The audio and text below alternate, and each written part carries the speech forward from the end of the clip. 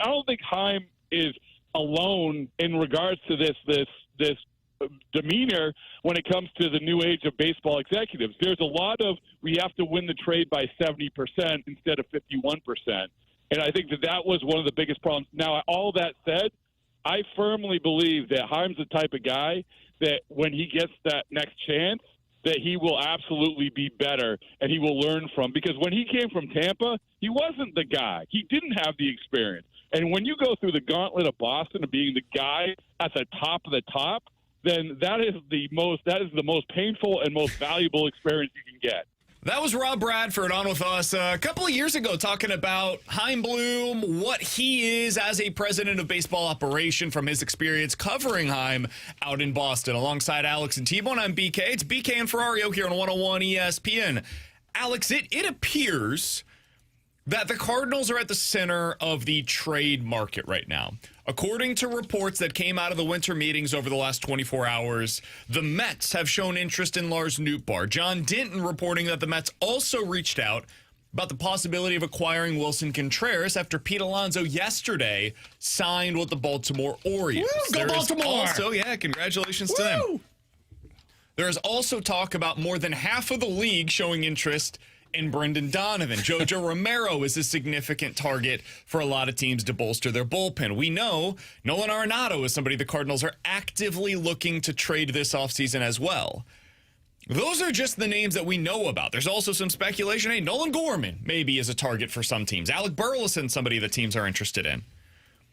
What did we learn, in your opinion, based upon the reporting that we have seen from the winter meetings about the Cardinals' plans? Let me see if I can channel my inner salesman right here. The Cardinals are your one-stop shop for whatever you need in baseball players. That's what I learned from winter meetings. They've got everything. And now that the winter meetings are done, and now that teams have an idea of what it's going to cost to sign a free agent and who they want to target in their trade pitches, the Cardinals are going to be that they're going to be that you up text. That when you don't follow through with the main attraction that you want, let's say it's signing Pete Alonso or trading for Ketel Marte, you fall short. You up? Hey, Heim, you up? We need Brendan Donovan. Hey, Heim, we need Wilson Contreras. Like, that's where the Cardinals are at right now. And honestly, it is a great place to be in if you're Chaim Bloom. I have to imagine he had a lot of successful conversations at these winter meetings and finding out where things are at. And now it's just a matter of waiting. You're in the waiting period for teams to say, okay, well, we aren't going to get this guy. It's time to pony up and pay the price to go get Brendan Donovan. And the Cardinals have a lot. You want a utility guy who can hit? We've got that. You want a power bat? We've got that. You want a reliever arm? We've got that. So the Cardinals, to me, are that one-stop shop for whatever your team needs to be a World Series contender. They've got it, and Chaim is going to hold them over a barrel to get it. Unless you need a star, in which case, don't come here, because we don't have that. We got lots of stars. Nolan Arenado, star. Wilson Contreras, star. Brendan Donovan, all-star. Arenado has to flip to a different country for the WBC, apparently, because U.S. won't take him. Is he going or is he not? We don't know. We don't know. Okay. But Yachty wants him for Puerto Rico. Star. I just listed 3 of them. Yeah. Jojo Romero last year. He's good. Yeah, they've got a lot of good players. They don't have very many great ones, but they've got a lot of pretty good players that are available, reportedly, in the market right now. That's pretty much what I learned, Alex, is everything we speculated on. Now, it's still technically speculation, but the reporting is now confirming what we thought the Cardinals were planning to do. They're tearing this thing down before they build it back up. The plan is to build it back up eventually, but this is just not going to be the year in which that happens. After seeing some of the reports from Denton, from Gould, from national insiders as well, I think Brendan Donovan is good as gone. I think there was a point in time where we were like, are we sure he's going to get dealt? Are they going to be able to get the asking price that they're demanding? There's a report today from ESPN.com that he and Ketel Marte, Brendan Donovan and Ketel Marte, are like 2 of the most sought-after commodities on the market right now. The belief is Ketel Marte, the Diamondbacks came into the winter meetings believing that guy's going nowhere. We're going to have him back with the club in 2026. And apparently, again, according to the reporting from ESPN.com, the belief in Arizona is now he will be playing elsewhere in 2026, which speaks to the demand for those middle infield type of players that can hit. And Brendan Donovan fits that criteria. So my belief is that Donnie will be dealt. My belief is that Wilson Contreras will have some kind of a suitor out there to allow him to be dealt. My belief remains that Nolan Arenado will be playing elsewhere in 2026. I know, T-Bone, you and I disagree on this. My belief is that Jojo Romero will be dealt prior to the start of the 2026 season. Beyond that, I don't know. Will Newt be here? I think probably. Will Gorman be here? Maybe. Will Burleson be here? I think probably. I don't know what else they decide to do, but of the top targets, I think they will find suitors for them after seeing kind of the way that this market appears to be shaping up. Yeah, I said it yesterday. I think it is a matter of when, not if, Brendan Donovan ends up getting moved. But, I mean, all these names that we just brought up is kind of what we had talked about with Chaim Bloom going into the winter meetings. They are remaining opportunistic right now, right? They are listening on everything, trying to figure out what their path is going to be. They are going towards a fire sale. Like, that is the path that they have chosen. But it's a matter of what do they want to do for that fire sale. Does it include trading a Newbar Gorman on top of moving Donovan and potentially Wilson Contreras? They're in the mix on a little bit of everything right now. And all we've heard of the reporting is just all the stuff that they're willing to list on and sell. They are also probably going to be at least involved in some smaller signings as well to help supplement the team for the 2026 season. And by supplement, I mean basically buying prospects for the trade deadline by signing guys to one-year deals that you can potentially flip once you get to the Major League Baseball trade deadline in July. So the opportunistic we were hoping they would be, that's what they were at the winter meeting so far. And it's smart. It's the way you should be going with this one. I mean, I personally look at Brendan Donovan should be gone. Nolan Arenado should be gone, or as BK would like to say, will be gone because he cannot return. Has to be gone. He will not return. I stand by that point statement. at you when he says it. Put the finger into the chest when he said it. I think Jojo Romero and Wilson Contreras should fall into that category as well. I just think that there's desire for these types of players out there. And I don't know to what level, if you're looking for those top prospects, it's not going to probably be out there with the exception of Brendan Donovan. But those pieces I think you should capitalize on now to try and make a move to bring in that return, to tear it down to this level. And then those other pieces like Lars Nootbaar, Nolan Gorman. Look, if somebody comes along and gives you a Godfather offer, you take it. Otherwise, you run it back with those players and seeing if you can raise the trade value from what it is right now. So our belief is the Cardinals are sending their good players away, at least the good players that are over the age of 27, right? So then what's the selling point on 2026? How do you... 2027? 6-7. 6-7. The Cardinals are entering a mode right now of taking a step back. Now, they've done this before, but it hasn't been signaled the way that it is in the offseason right now. Previously, it was like, yeah, we're going to try to compete for the next season. Now, Cardinals fans may not buy what the team is selling, but at least they can see we're adding. Now they're subtracting from this roster. So Chaim Bloom was asked, and Derek Gould wrote a story about this today in the Post-Dispatch, what exactly is the team selling to fans as we approach Christmas, when a lot of fans, will buy tickets for presents for their family members, whatever it may be. Here is what Chaim Bloom said as part of his apparently 2-minute answer on how the Cardinals would sell this to fans, not for the future, but for the here and now. What are you selling about the 2026 season? Quote, I've thought about that some, and as you can tell, I've thought it's very important to be clear and open about what we're trying to do and why, he continued. I understand when you do that, and when you talk about when it's necessary, prioritizing the long term, the question you ask is going to come up. I think it's a good question. Here's what it is to me. First of all, I think we have a really good fan base that is locked in on the team. They're smart. And the worst thing you can do is be unclear with them about what we're trying to do or to deceive people. That's not going to help. The other thing that I believe, and this has been strengthened by the chance that I've had over the past year to be able to be around this organization and the fan base, I understand maybe one year they come into the ballpark, another year they don't come to the ballpark, but caring about this team, being a fan of this team, loving this organization, there's not an on-off switch that Cardinals fans have for that. They are in this. Our duty to them is to match that with urgency that I've talked about. He continued from there, but that's the gist of it. It's like a salad of just words. I was going to say, did you learn anything from that? Did you hear him answer the question? He said a lot. To not answer a question. Yeah. He said all you can say. kind of called people fair weather fans? Or he was like, people that like the Cardinals will buy into it, and if you don't, then you're not really a bandwagon? What he was getting at there was, hey, the attendance numbers may be down next year, but that doesn't mean that the fans aren't engaged with the team, which I agree with. I would have understood that more than what he said. Oh, man, we're back to the PR again. So the reason that I bring this up is not to, get mad about the quote. I don't think there's a correct answer to this. I think that he said the things that you can say. But that's part of it, right? What's the answer? Is there one? Is there a reason to sell the 2026 Cardinals for why people should care about this team? Not the organization, not the long-term future, the health of the team. Nothing like... No, sell me on why I should watch, care, and invest in the 2026 St. Louis Cardinals. You ready for this? Patience. That's why. And that's all you have to sell. All you have to sell for this season is seeing the growth of players that will help you be competitive in 2028. If J.J. Weatherholt's on this team for opening day, that's going to be a selling point. You get to go watch J.J. Weatherholt. Might not be pretty right away, but you get to see him. You get to watch the growth of Ivan Herrera. Does he become a superstar?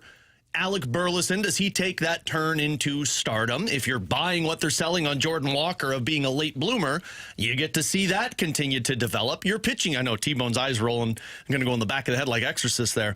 The pitching staff, you got a couple of guys that could be a part of this down the road. That's it. There's no selling point on 2026 other than get to watch the guys, what the Blues used to do. Come grow with us. That's what the selling point is in 2026. And I appreciate that they're at least being honest about it. Well, it's hard to be dishonest. Try and sell this one that you're going to be good. Last year was the year of runaway, and I remember the DeWitts were like, hey, yeah, but we've got this young, exciting talent. We think we can be a little better than some people think. And this year there's no sugarcoating it. It's because they had bloated contracts on their books that they didn't get out of. And so you had to try and sell that at some point. I guess that's fair, but because you can't play your younger guys when Arenado's there. You could still try and sell, hey, Mason Wynn, Herrera, Burleson, we've got all these young pieces. They're fun to watch. We might be better than people are expecting. And no, they're just they're avoiding the question, which is smart, and just saying, grow with us, essentially. There is nothing to sell. Weatherholt would be the piece, and I don't even know if Weatherholt's going to be here to start the year. There's a chance he's not. And if he's not here, I don't know what the hell you're selling for this team for 2026. Yeah, Weatherholt might not be here. Quinn Matthews probably isn't going to be here at the start of the season. These are the pieces. You're going to be really celebrating the Memphis Redbirds this season. Their year will be defined. In Springfield. Their year will be defined by call-ups, by debuts, by some of their top prospects. But again, that's probably not happening when you start the season. That's more of a June, July, post-trade deadline conversation. Like opening day is going to be symbolic of the 2026 Cardinals. I truly do not know who's starting on opening day. You could make a case for 3 different starters right now. If you wanted to make the case for Libby, cool, go for it. If you want to make the case for McGreevy, cool, go for it. If you want to make the case for a guy that's not currently on the roster, I'm listening. If you want to make the case for Richard Fitz, go for it. I don't know who their opening day starter is today, and I don't think there will be a strong case to be made unless they make a relatively significant addition. If Tyler Mahle is here on opening day, that's your opening day starter, and then he's probably going to be starting for somebody else by August 1st, but he's here on opening day. And I think that is symbolic of where this team currently finds itself, which is to say, there's no real selling point other than, hey, 2026 is a necessary evil. We have to play this season. They're requiring us to play all 162 games, and so we will. Top pick, baby. That's what we're going for. And our guys need the experience of going out there and playing, but this is a development season. This is about us having some guys get the opportunities, take their licks, and then hopefully in 2027, we're all better for it. And I do appreciate that Chaim is not trying to sell this as something that it's not. I will also be curious to see how this fan base receives that message. I think they understand it, they get it, but that doesn't necessarily translate into people walking into the stadium and being excited to watch them in 2026, which is a foreign concept here in St. Louis, really, for the last 20 or so years. Alongside Alex and T-Bone, I'm BK. If you guys want to get involved in the show, the place to do so is 314-399-9646. That's the Air Comfort Service text line. Also, the YouTube chat at youtube.com/101 ESPN STL. In 15 minutes, the schedule's opening up for the Blues, but can they take advantage of it right now, given the way that the roster is constructed? We'll talk about that with Alex in 15 minutes. But next, the biggest story in college football is no longer Notre Dame, Alex. Oh, baby. We can instead turn our attention to Michigan, who fired its head coach for cause yesterday. We'll tell you the latest on that next year on 101 ESPN.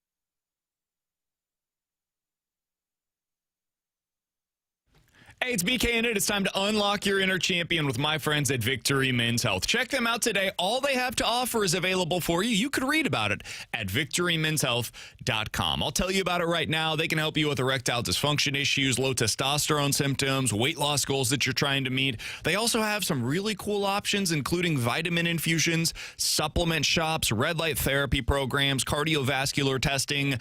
They can do all of that for you over at Victory Men's Health. For me, when I walked through the door, the first thing that I did was their micronutrient lab. Find out, okay, where am I at? What is my diet leading for me? Where am I deficient? What are my issues here?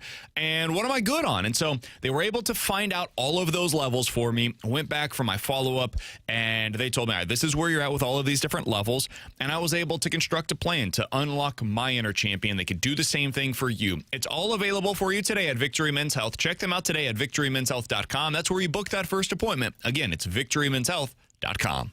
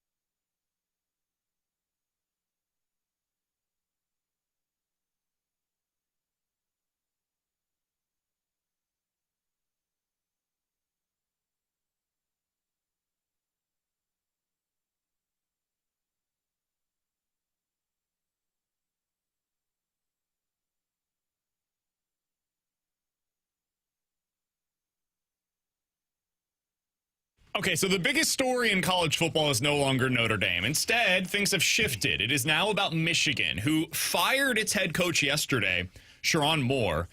He is now in police custody, Alex. Wild story. This story has taken some crazy turns. Now, all of this is alleged, and that is an important factor in this story. But he has been fired for cause, so clearly Michigan's process has led to something that they believed they unearthed. But according to The Athletic, Sharon Moore allegedly had an inappropriate relationship with a staff member. He now remains in custody after being detained by police yesterday. According to this story, police were called to the listed address of a female Michigan football staffer at 4 o'clock.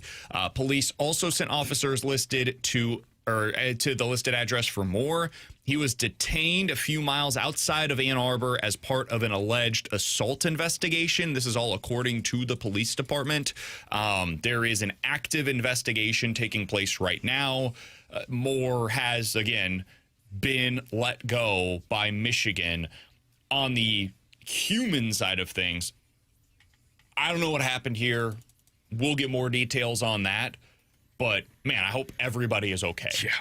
On the football side of things, which is what people come to us for, Michigan opening up is a really big deal.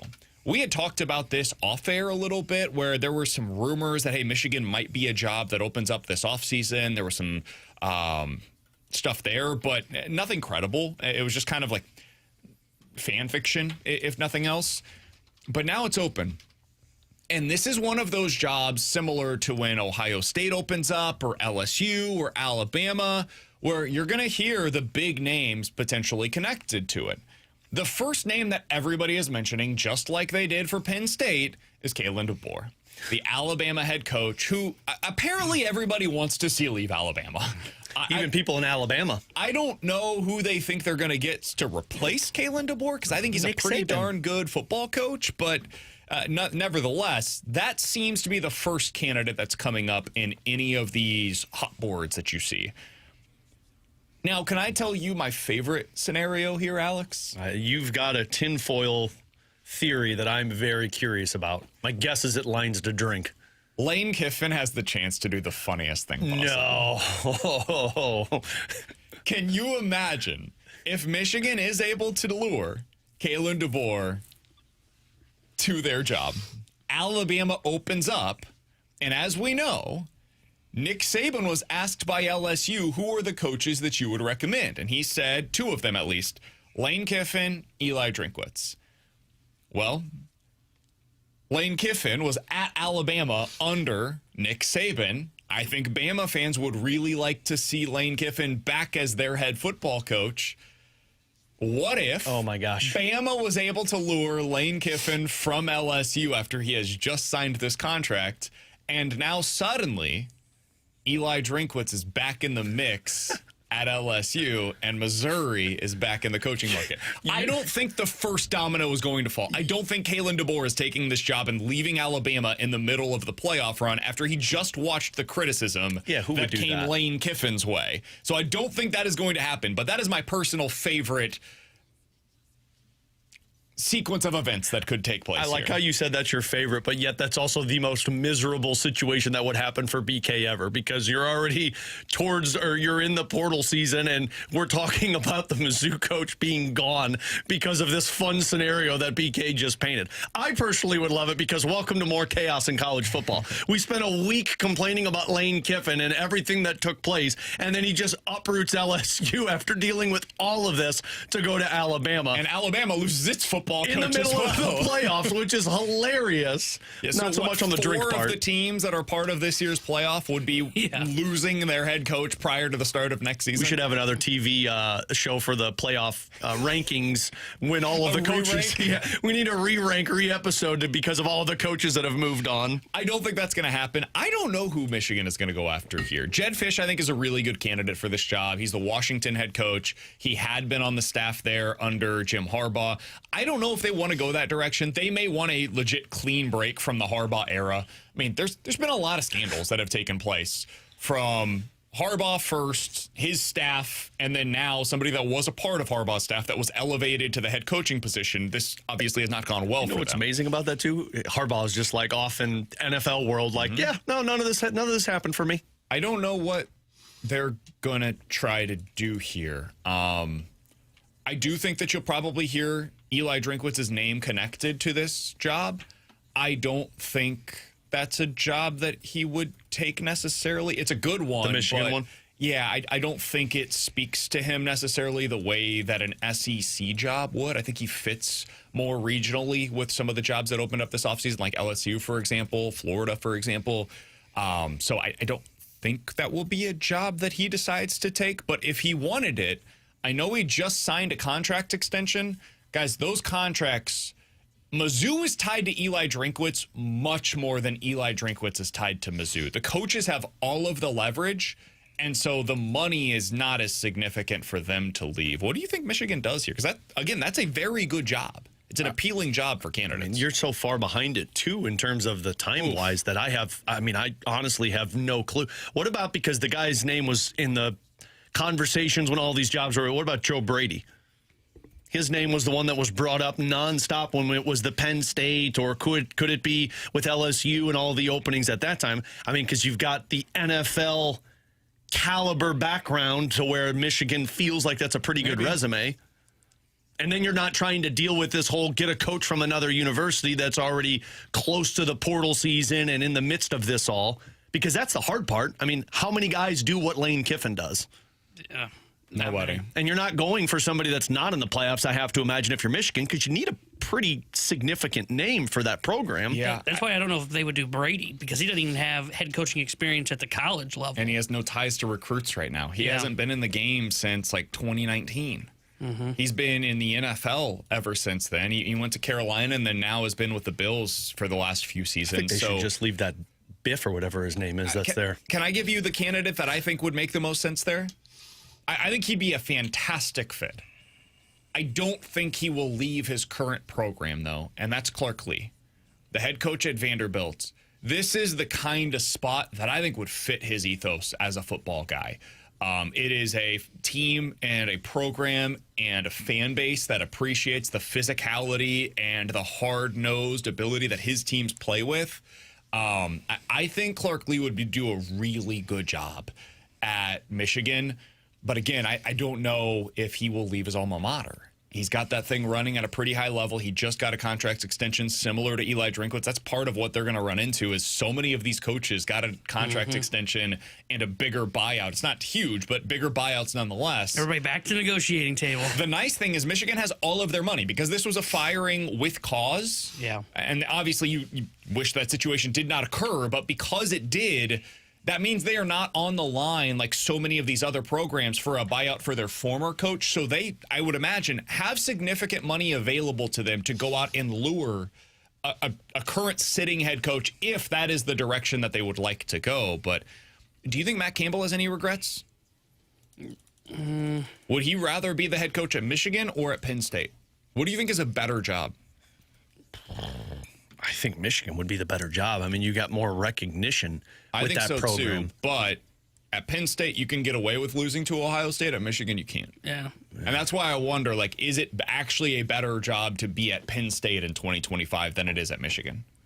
Especially for a guy like Matt Campbell, who likes being a little more under the radar. How much of that is forgiven at Penn State now after the complaints with James Franklin of not being able to win the big games? I think if you can win a playoff game, and if you can get further into the playoffs, I think maybe they will be more forgiving of that. I feel like that's a higher standard than just trying to. Well, I guess Ohio State you're taking Ohio on. State is like the number one team. Yeah, that's like being at Auburn, and the requirement for you is you got to beat Bama. Yeah, good luck. It's not just get to the playoff; it's you got to get to the playoff in the right way. Yeah. So some of these jobs, when you're the little brother of the big brother program, that makes it tough. Yeah, I think Michigan's a better job, but I think if you're Campbell, you have no regrets because Penn State, like, though not as good as Michigan, it's like barely a tier below, right? It's not like he settled for the Florida job, and then you see Michigan open up and you go, oh, man, I just went to Florida instead of Michigan.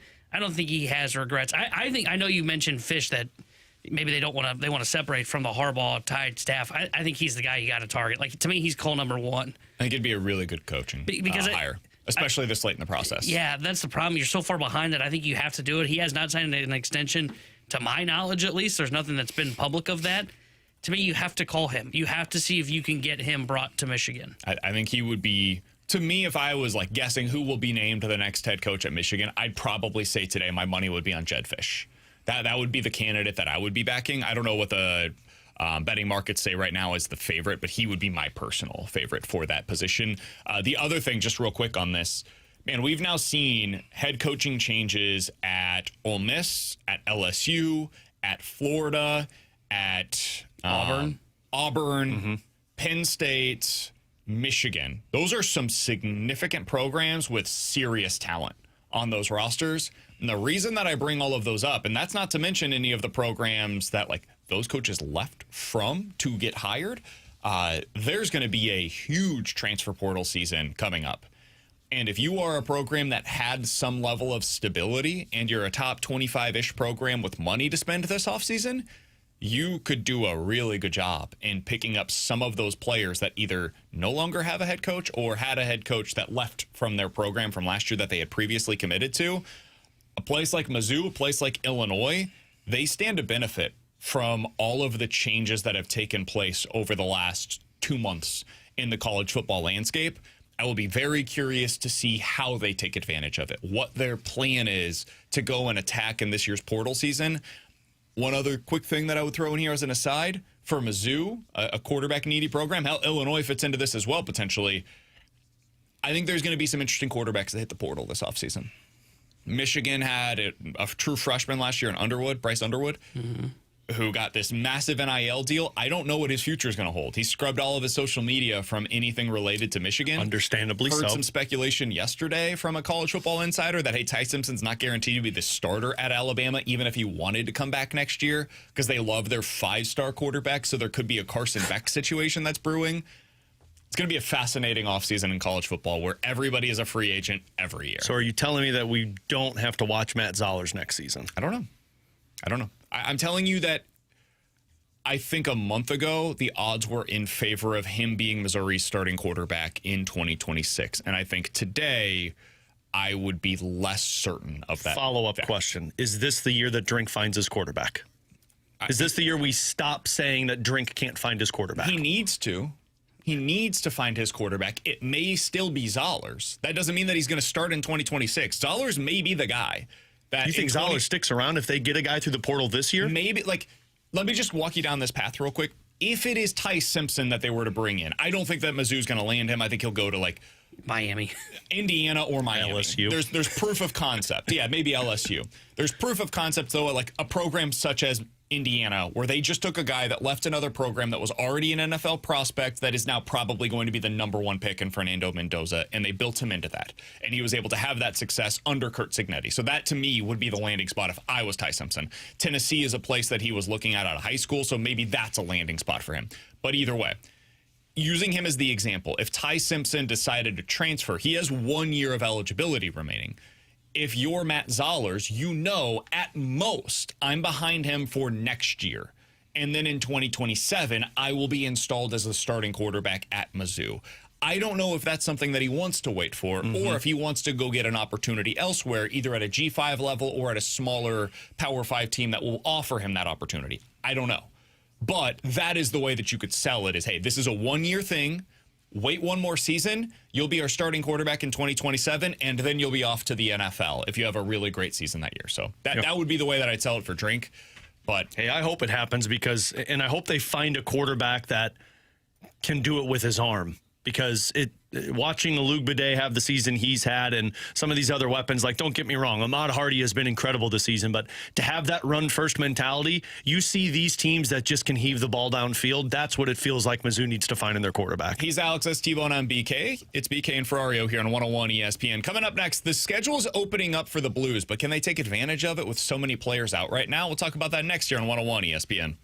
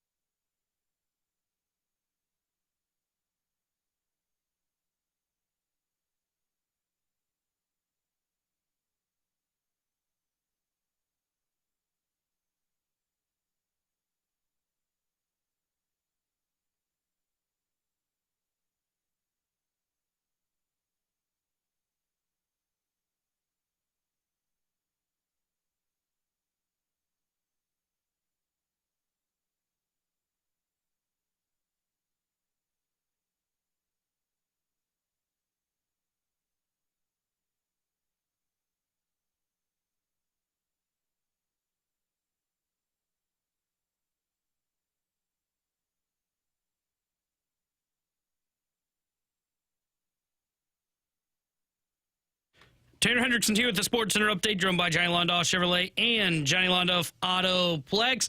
Blues back in action tonight as they visit the Nashville Predators. We'll have pregame coverage tonight starting at 6 o'clock with Alex Ferrario, then puck drop at 7 o'clock with Chris Kerber and Joey Vitale. The Sports Center update is driven by Johnny Londoff Chevrolet and Johnny Londoff Autoplex. See them at londoff.com. Chevy, together we drive. Are you kidding me?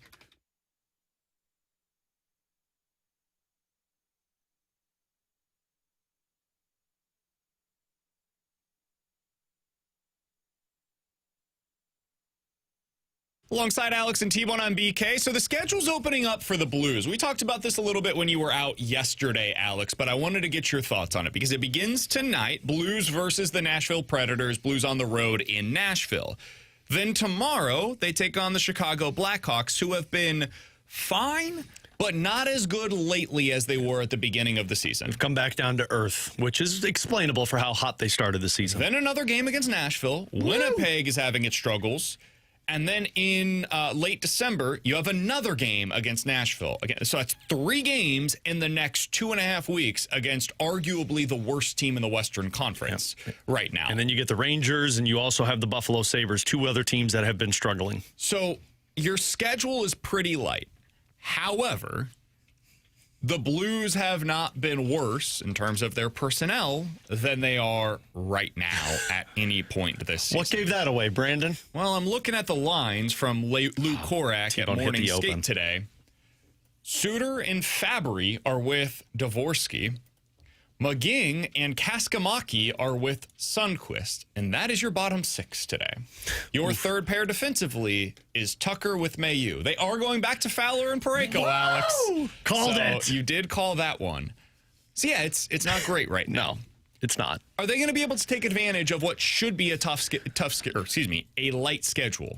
Are they going to be able to take advantage? That I really don't know because I can't read this team. They should take advantage of this schedule. I mean, I told you guys in the office, and I'll stand by this statement, before the end of December, this team should pick up 5 or 6 wins. And if you don't, because you listed 3 against Nashville, 1 against Chicago, I'd put Winnipeg or New York in this conversation, but Winnipeg specifically because without Connor Hellebuck, that team has really struggled to cover their warts up defensively. You could have seen that coming. I know. The MVP for a reason. Yep, exactly. And then I'd put Buffalo in this conversation. That's 6 games right there. If you don't win 5 of those, then I think the writing is on the wall for this team. It's not going to get any better because I don't know if anybody's looked at this. BK did this in the office, and my gosh, the month of January is awful. Vegas, Utah, Vegas, Carolina, Tampa, Edmonton, Dallas, LA, Dallas, Florida. It's basically a who's who of Stanley Cup contenders. It's when you fall out of it. Even further out of it than you already are right now. So, they absolutely should. And I know that they're banged up, but you still have both of your goaltenders healthy. You still have all 6 of your defensemen healthy. So this game should be in favor of the Blues because your defensive play and goaltending is the reason you won that game against Montreal. You won that game against Ottawa. It is the reason you lost against Boston. But I think against Nashville and Chicago and New York and Buffalo, yeah, you should be the better team in those games. And if you're not, Doug Armstrong's going to know. This is where your stars have to step up. You need Thomas and Booch and Shin and Holloway and Neighbors and Fowler and Parayko and Broberg and Binner and Hofer. Those are the guys that have to step up in this time where you're without a lot of those depth pieces. Like, not having Snuggerud sucks. Not having Jordan Kyrou sucks. Not having some of those 4th liners that made that finally an identity line again, that's brutal.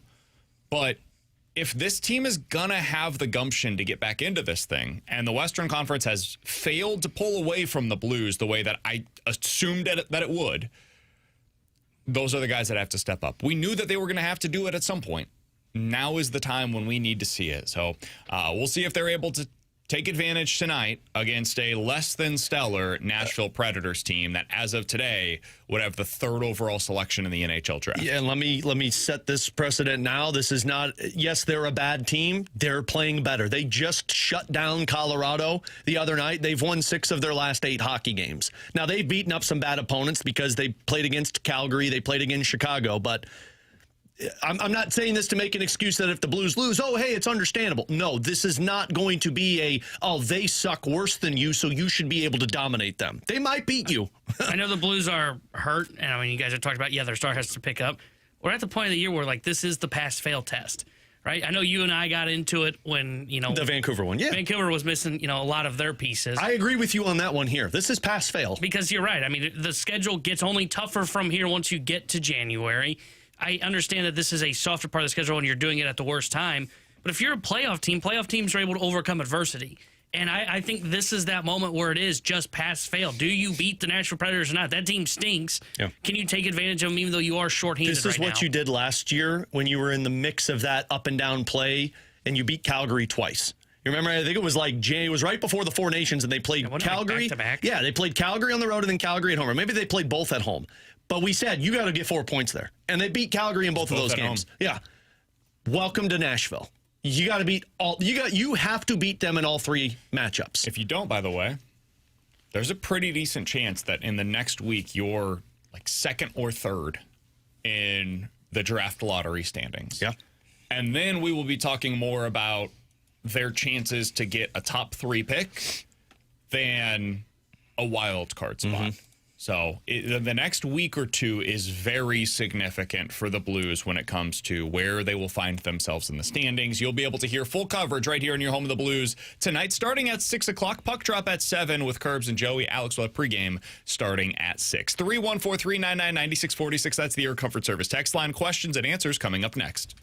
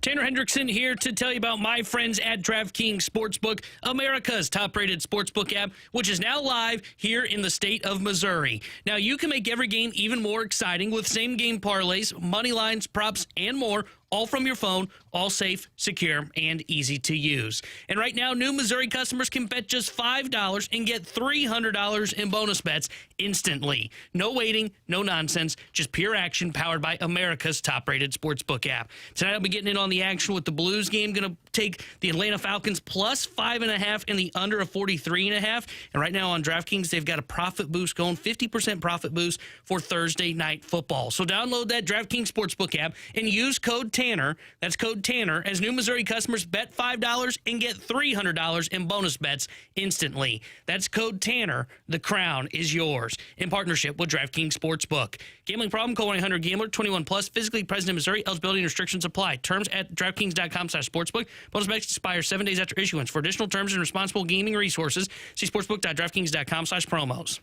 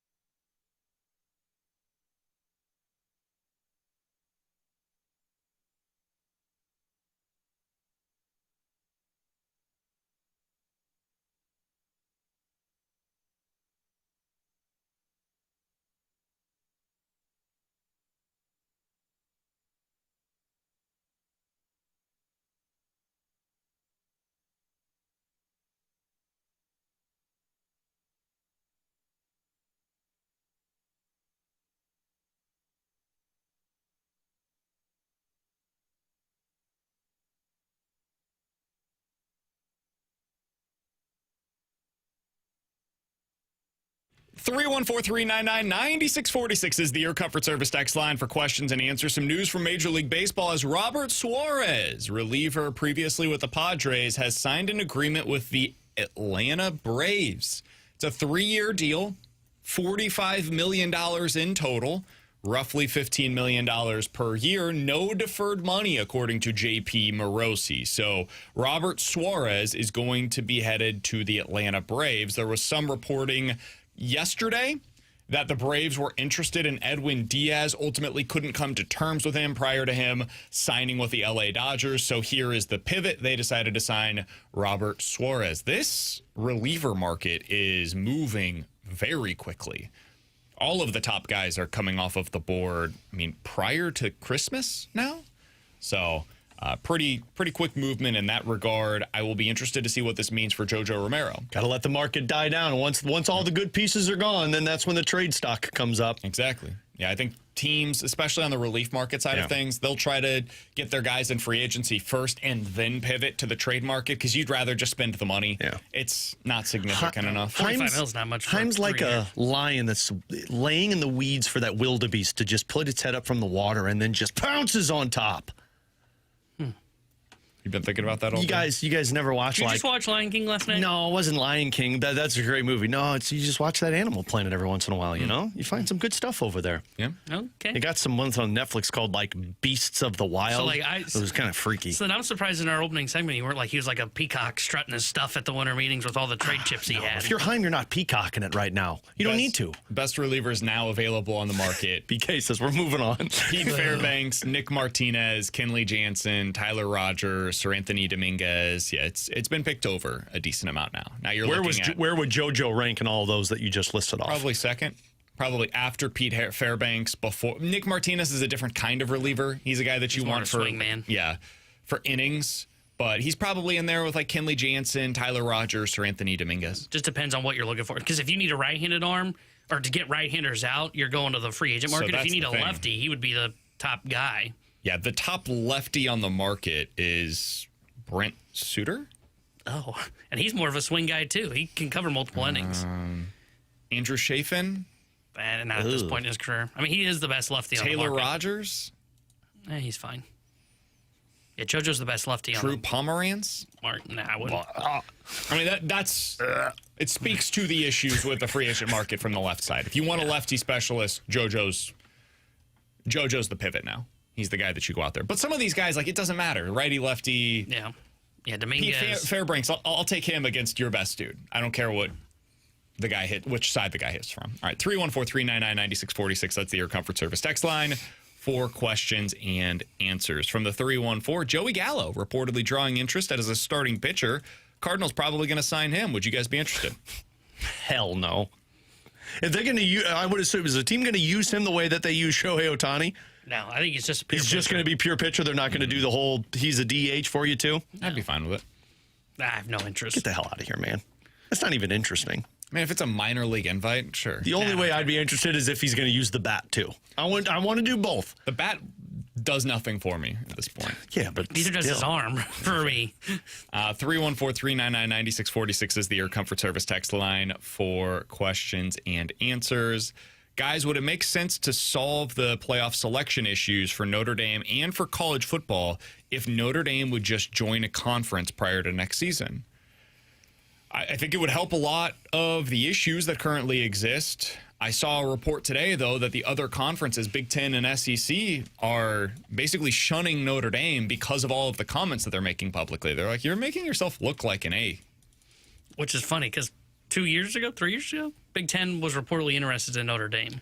Yeah, because of the money. I mean, I feel like they'd still be interested in no matter what, right? Yeah. If you bring in Notre Dame. The Big Ten, apparently, their TV deal actually brings in more money per team than the Notre Dame NBC deal does for Notre Dame. Yeah. Because it's so significant. And the SEC, same thing. So, like, you can shun them all you want, but if there's money attached to it, you're going to bring them in at some point. Would Notre Dame be in because they're not in if they are in the SEC? I mean, there's so much that changes. Well, I guess the schedule changes. Yeah.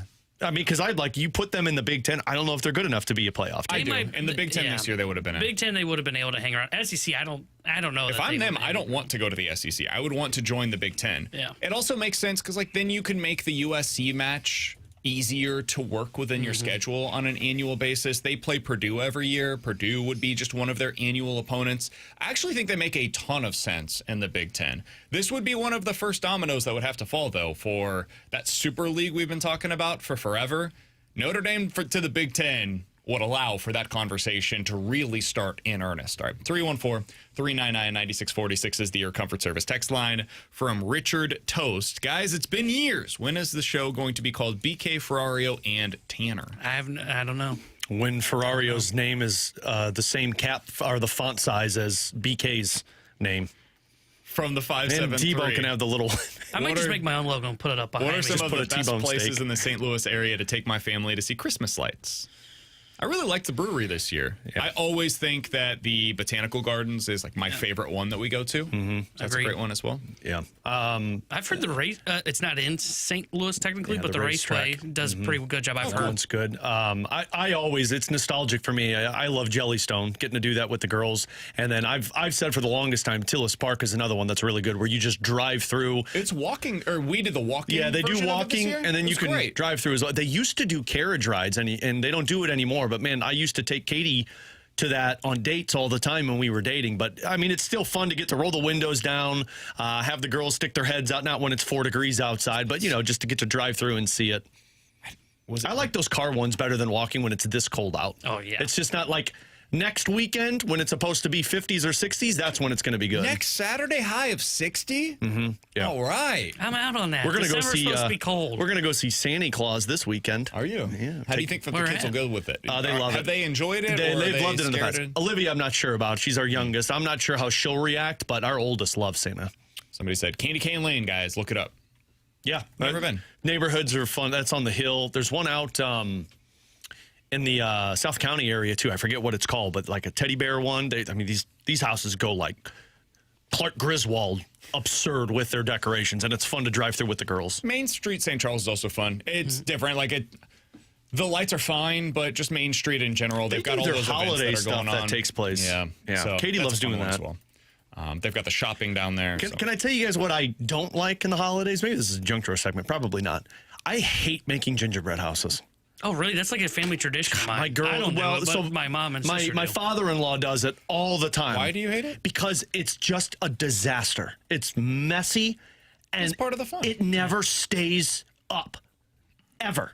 Well, you're doing it wrong. Well, I don't do it. My girls do it, but it's just annoying when you're trying to stick it together and it falls apart, and then they just sit there. Nobody eats them. They just sit there, and they get stale, and then I got to throw it away. You're not supposed. I don't think you're supposed to eat the gingerbread house, are you? Well, yeah, you can afterwards. Yeah, I mean, I thought that's what you did with it. You make it and then you eat it. We've always had it where we build it, keep it up for Christmas, and then you just throw it away. I'm glad my father-in-law does it with the girls because I despise doing that. All right, coming up in 15 minutes, we'll be joined by Joey Vitale. We'll get his thoughts on gingerbread houses and the St. Louis Blues. Joey Vitale, maybe not in that order, joins us in 15 minutes. But next, how many of the big names in the trade market are actually going to get moved this offseason? We'll talk about that next year on 101 ESPN.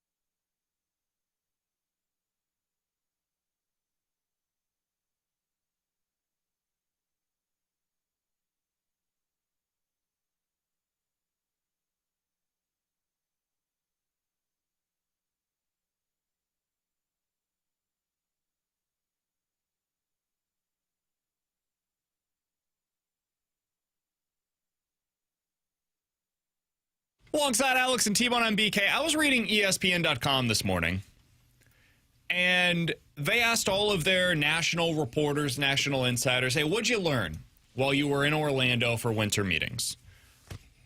They basically all said something to the effect of, this trade market, it is going to be ablaze. Not yet, but you just wait. Stop me if you've heard that before. The list of players that were mentioned in some capacity, Alex, as possible trade targets the rest of this offseason include Tarek Skubal, Tyler Glasnow, Corey Seager.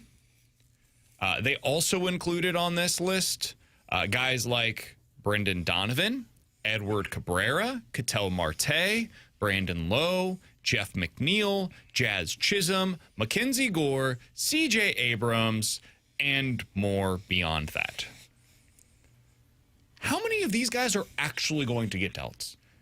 Because it does seem as though, and I mentioned this with you the other day, T-Bone, it does seem as though there are more names, like big names, brand names, that are being bandied about this offseason than are typically the case. You get this sometimes at the deadline, and then very few of them end up getting moved. But in the offseason, I think this is abnormal. Just anecdotally, it feels like we're getting more brand names than normal getting brought up.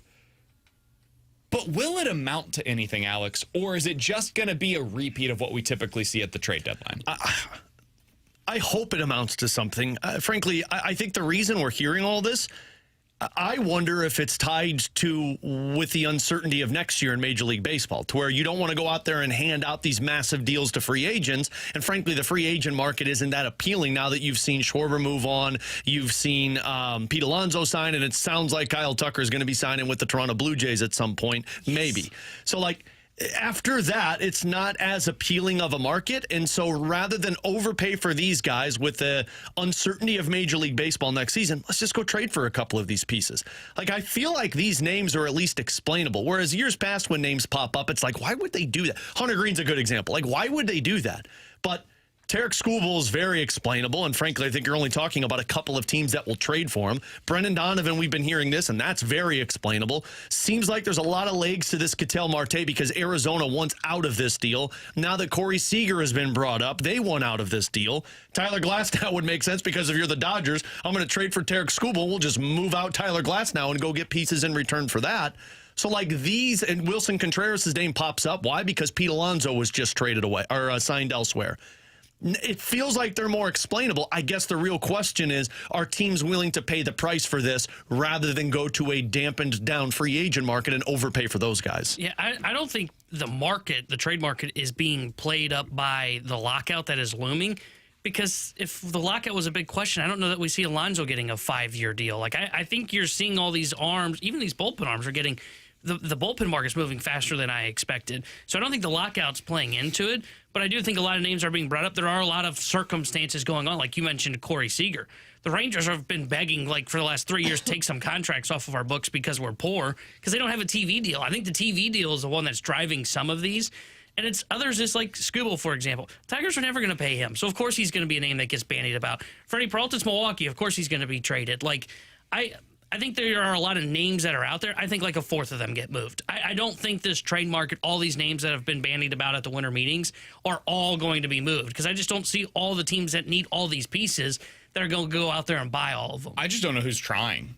Like, how many teams are actually trying right now? And I think that leads to, if there were more teams that were trying, I think a lot of these guys would really be moved. But I think there's a confluence of events that's taking place. Some of it is just the typical expiring deals. Like Tarek Skubal, he's an expiring deal. So if Tarek Skubal was a pitcher for the Guardians, he would be traded this offseason. He's on the Tigers, and so we look at it a little bit differently, and we view them as a team where it's like, hey, you're Detroit, man. Like, you used to spend with the big boys. You used to go out there and make the moves to bring in a Tarek Skubal. What are you doing? Just re-sign him. So this idea that, like, T-Bone, you said there's no chance they're going to resign. They should. I agree. They should just extend him. He's the best pitcher in Major League Baseball. Just keep him. He's awesome, dude. It's going to hurt in year 7 or 8 of the contract. The way that the Garrett Cole contract, like, he's getting hurt. He misses years. So be it. Keep that guy around. But anyways, that's one side of this. Teams that are over-leveraged. I think there were a few teams that went all in recent years. Texas would be among them. They're over-leveraged now, and they're looking at their TV deal situation and maybe some of the money in general that's not there that they thought was going to be there. We need to pull back the reins. Okay, so we traded Marcus Semien. Now we're looking to potentially see if there's a escape hatch that we can pull for Corey Seager. That's one example of this. I think the Padres may be another example of this. We haven't heard their players bandied about as much, but it's possible they look to unload some of that salary. That's another. The rebuilding teams, the Cardinals would fit into this category. The Nationals would be another team. New presidents of baseball operations that are going in a different direction. All right, it makes sense. That's a classic spot where you would trade. And then finally, Alex, I do agree with you, the change in the CBA category. Next year, there will be at least some changes that take place in the CBA, and I think maybe some of this is attributable to that. So you add all of that up, that's 4 or 5 different elements that could be leading to us seeing more players available on the market than is typically the case. I think the Cardinals are just one example of it. How many of them will actually be dealt? I'm skeptical of very many because I don't think that there are a ton of teams that are really trying at a high level to win a championship this year. And even the teams that are, they've got a lot of their own players that they're trying to retain right now. And they've got to go to the free agent market as opposed to giving up talent to go acquire those guys. So I think it's going to be more the small market teams that are interested in some of these trades, and the big market teams will be focused more on free agency, personally. Yeah, and that's why I think Donovan is definitely gone because of his salary. He's not making a ton, so those smaller market teams can't make that happen. Like Marte is interesting, but I think he's going to Boston. I think you're looking at Ketel Marte to Boston because they're the only team that I can figure out that would be connected to him that's willing to take on his salary. Because that's the other problem with a lot of these. If they're not rental deals, like Peralta not making a lot as a rental, Scobo making a lot, but for 1 year you can justify, I think it's like $17 million. Mackenzie Gore, cheaper, but he's going to cost a lot in prospect stuff. I don't know who's making these. Who's taking Seager's money? That's the thing I just can't figure out. That's the one. Dodgers I feel like the Dodgers. I feel like make sense. When the trades happen, I feel like it's the Dodgers. It's going to be the Red Sox. It's the Mets. It's those the Giants. Yeah, it's those big teams. They just signed Adames. Maybe they would do put him it. at second. I'm skeptical they're going to do it though because they're not even wanting to spend money on big pitchers. Agreed, but this is a position player, so maybe they would view it a little bit differently. Buster Posey's the kind of guy that I could see convincing himself. They've been one of the teams mentioned for Brendan Donovan as well, so they're clearly interested in the position, at least. I don't think he gets moved. I don't think Corey Seager's ultimately going to be traded, but if you were looking for teams that could be tied to him, those would probably be the two that immediately come to mind for me. Maybe Toronto, depending on what happens with Bo Bichette or whoever the landing spot. Maybe Boston decides, you know what? Screw it. Let's go get him. Let's go get Corey Seager. That's the guy. Forget Ketel Marte, yeah. Or include him into that money in the deal to go get Corey Seager and offset it for the next couple of years. The Rangers look at it and say, hey, this is 6 fewer years than what we had tied to Corey Seager. We'll get off of the long-term money, even if for right now it's not a huge significant savings for us. All right, alongside Alex and T-Bone, I'm BK. 314-399-9646. That's the Air Comfort Service text line to get involved in the show. In the 1 o'clock hour, we will do Believe It or Not this week. We'll also play this week's edition of Beat the Blues. But next, we'll talk to Joey Vitale, Blues analyst here on 101 ESPN.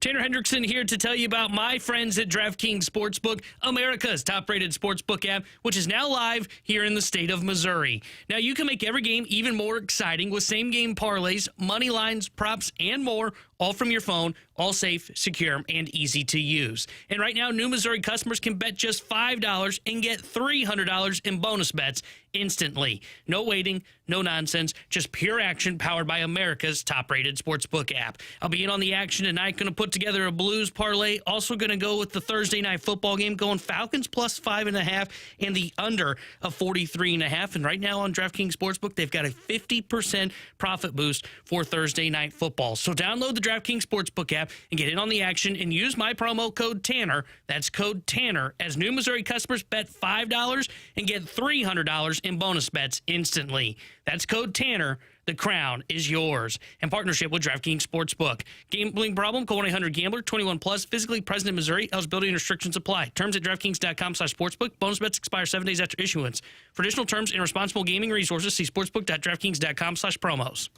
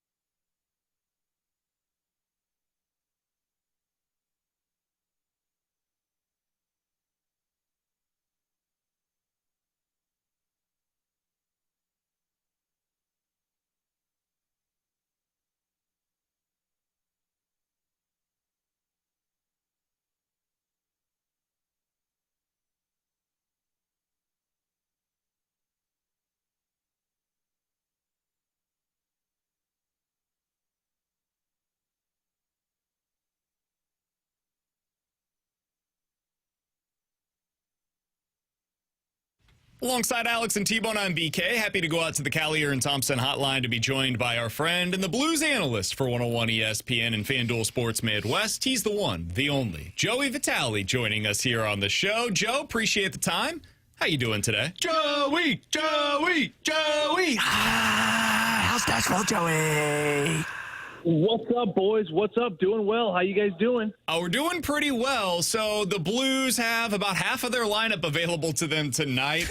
Only half? What are you looking forward to seeing from some of these young guys, Joe? Yeah, listen, it's a lot of bodies out, a lot of bodies in. There's no doubt about that. You know, Hugh McGing, as I call him, Huge McGing, is going to draw in there on that fourth line with the irony, because he's like 5'7", right? Yeah, that's a good one, Joe. That's like calling tall guys shorty. Yeah, so you did that with Kaskamaki. So that'll be a fun line with Sundqvist. Listen, the reality is that this is a team that 2 weeks ago was overly healthy. They were rotating healthy bodies in just to keep guys active. And it's amazing how quickly things can turn. You know, you got 5 regulars out of the lineup. You know, you look at Jimmy Snuggerud, Jordan Kyrou, Nathan Walker, Alexei Toropchenko. So those are some really big ones right there. You also have Nick Bukestad out now, so 5 regulars. We're not even including Alexander Texier, whose contract was terminated right before all these injuries. So 6 regular guys that you can put in and out of the lineup, NHL regular guys that can come in and do a job at any moment, now out.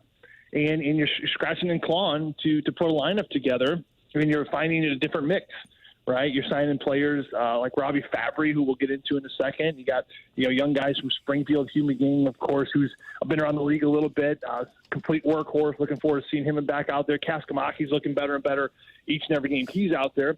And then you can't forget about Dalibor Dvorsky, who, yes, he's been around a little bit more this year and certainly really kind of put his roots into this league and a player that they believe heavily in, but he's still a young kid. So a lot of youth, a lot of mistakes are going to come because of that. So really tonight it's going to be a big challenge against the Nashville Predators team, guys who, if you looked at this game 2, 3, 4 weeks ago, you're thinking, okay, well, let's go in there and take care of business. This Nashville Predators team, they're on the up and up. They've won 5 of the last 7. Including their last game where they beat the best team in the National Hockey League in the Colorado Avalanche. So catching the Preds at a pretty tough time. Joe, we'll talk about Fabry in a bit, but I wanted to ask you, since you brought him up, Dalibor Dvorsky, because, he started off hot in those first few games with some power play goals. I don't want to say his game has dipped, because I feel like defensively he's been in the right place and he's been eating a lot of minutes, but you're just not seeing him take a lot of shots on goal, and the offense just isn't showing up. Is that just a product of a younger player who's kind of hit maybe a wall and learning some of the other elements of the game, or is there something else in his game right now? No, I think it's fair. I think that when he came on board, I think that, there wasn't a lot of expectations about him. He played a couple games last year, and then all of a sudden you're thinking, okay, well, it's, a couple games last year. We didn't see a ton of magic out of him. So all of a sudden, you're thinking he's going to get called up this year and maybe expect something similar. And, he surprised a lot of people, especially on the power play with that one-time shot. He provided a threat on a power play that this group has not had for a while. So I think that he had a lot of adrenaline. He had a lot of mojo early on, and those first 3, 4, 5 games, it looked great. I'm not going to call this like that kind of mid-season sophomore slump, but there is a little bit of that in reality where you have that adrenaline, you feel that push, and now comes the exhaustion of a season. To me, I kind of look at it like Jimmy Snuggerud, where, Jimmy Snuggerud had so much success last year, one of the best players in that Winnipeg series, some early success this year, but we started to see the inconsistencies in Snuggerud's game before he ended up getting hurt. And that is just a product of the NHL, the amount of games you play, the grind that it is, and the pressure. For Dalibor, who played in the American League last year, yes, it's pro hockey, but you're not playing in front of the crowds. Your mistakes aren't highlighted, and I think you look at last game, the one error and, maybe not being hard enough on that game-winning goal by Castle, like in that third period. I think that those are the plays that are going to start kind of popping up when you're playing as long as he's been playing in the NHL season with the pressure. So the big word is patience. You got to stay patient with these young kids. They've seen enough, which they love them, and they're going to keep them here. But also, Alex, another thing to consider is a young kid playing the center position. And, because of a lot of the injuries, he's playing, top 6 minutes some nights, depending on who they have in the mix. So for a young player, like Kaskamaki, to come up, you insert him on the wing, plays bottom 6 minutes, you can kind of temper it a little bit. But the responsibility that Dvorsky had right when he got called up, it's a big responsibility. Being a centerman in this league is the most important position outside the goaltender. So it's a lot on his shoulders. He is growing. It's definitely been a little bumpy lately. But overall, I think with patience, good things are going to keep coming his way. Joey Vitale joining us here on 101 ESPN. Joe, Alex has been mentioning to me for a number of weeks now that he'd like to see Fowler and Parayko reunited as a pair to go together. They decided, at least today at morning skate, to put those guys back together. What do you think about the new defensive pairings that they could be going with tonight? Yeah, listen, Jim Montgomery just commented about it. It's going to be Fowler and Parayko. They're going to be back together. And then, of course, you're going to have Broberg there. Broberg's going to be playing alongside Justin Falk. This was the Power Four last year. And I think this is what Monty's trying to get at is, they're trying to find a little bit more magic of what went right so well in that second half last year. And they're going to go back with these 4 here. The defensive unit's been a little bit stale, he said, over the last, few games, especially last game, where they're looking just for a changeup. Sometimes you pull players away from each other, you get them away from each other, give it a few games, and you bring them back. It kind of sometimes does reignite that magic. You see this up sometimes with Robert Thomas and Kyrou, or Thomas and Buchnevich, where maybe the coaches pull them apart if it gets a little stale, and then they kind of get a little reset, and they come back, and it's like that good feeling again. So they're hoping for that tonight. I think that, Fowler's game, I think it's that he's at his best clearly when he's with Colton Parayko, and who wouldn't be if you're playing with the big horse. So this is the time of the season, too, where after tonight, you got a lot of home games coming up. Now, can you start running those 4 horses? I think they're going to definitely try. Especially these next 4, BK, as you guys probably know, 4 divisional games coming up here starting tonight against the Nashville Predators. I mean, that's a big number. Where have the divisional games gone? It's crazy. 1 out of the first, 24, or 1 out of the last 24, have been divisional games.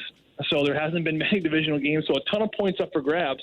And with all these point swings coming, it could be a situation where Mike Weber on the back end decides to run these top 4 guys as much as he can. So, Joe, I know Fabry talked earlier today. We'll talk more about him tonight on the pregame show, but just give our listeners an idea, having a conversation with Fabry before his first game back with the Blues. Yeah, he's excited. I saw him at the hotel. We briefly talked to him in the locker room as well. He's had quite a couple weeks. A couple weeks ago, obviously, he ends up signing a PTO with Florida. He's got to report to Charlotte.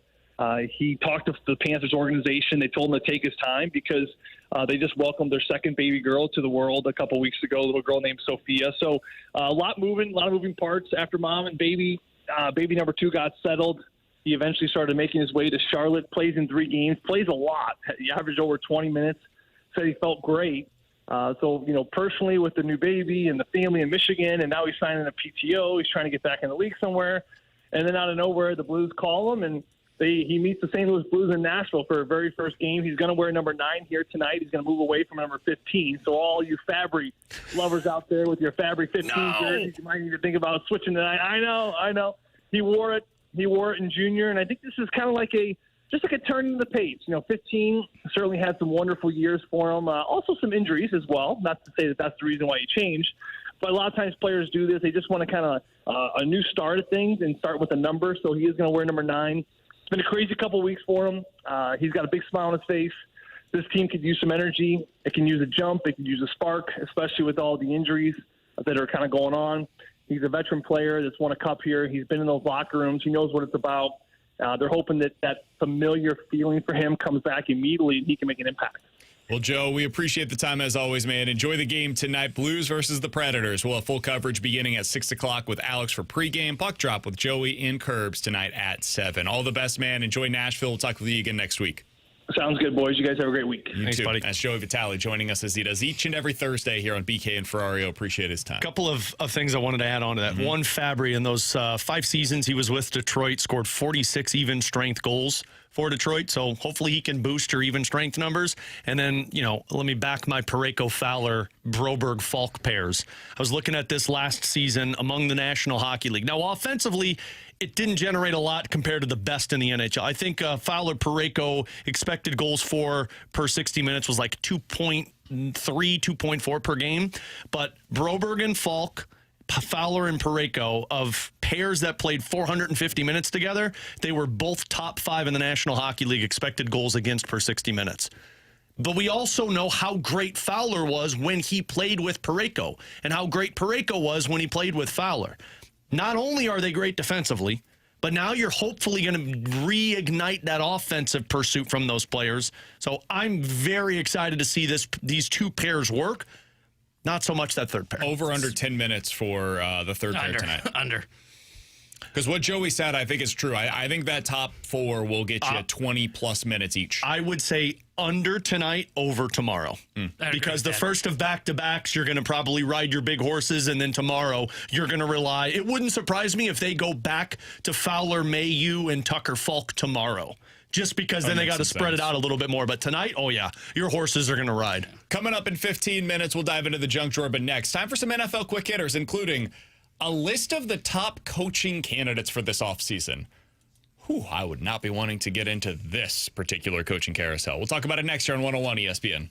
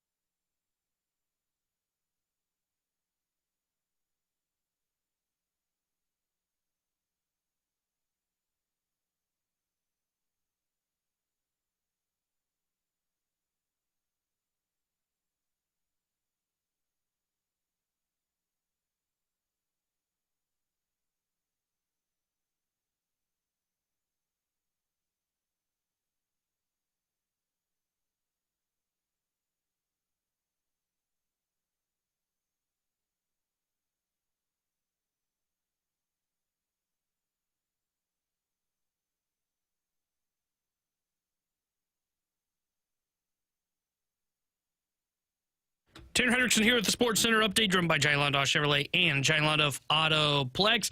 Blues back in action tonight as they visit the Nashville Predators. We'll have pregame coverage tonight starting at 6 o'clock with Alex Ferrario, followed by Puck Drop at 7 with Chris Kerber and Joey Vitale. And another signing in Major League Baseball as closer Robert Suarez and the Atlanta Braves are in agreement on a 3-year, $45 million contract, according to ESPN.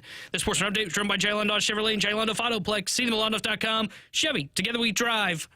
Are you kidding me?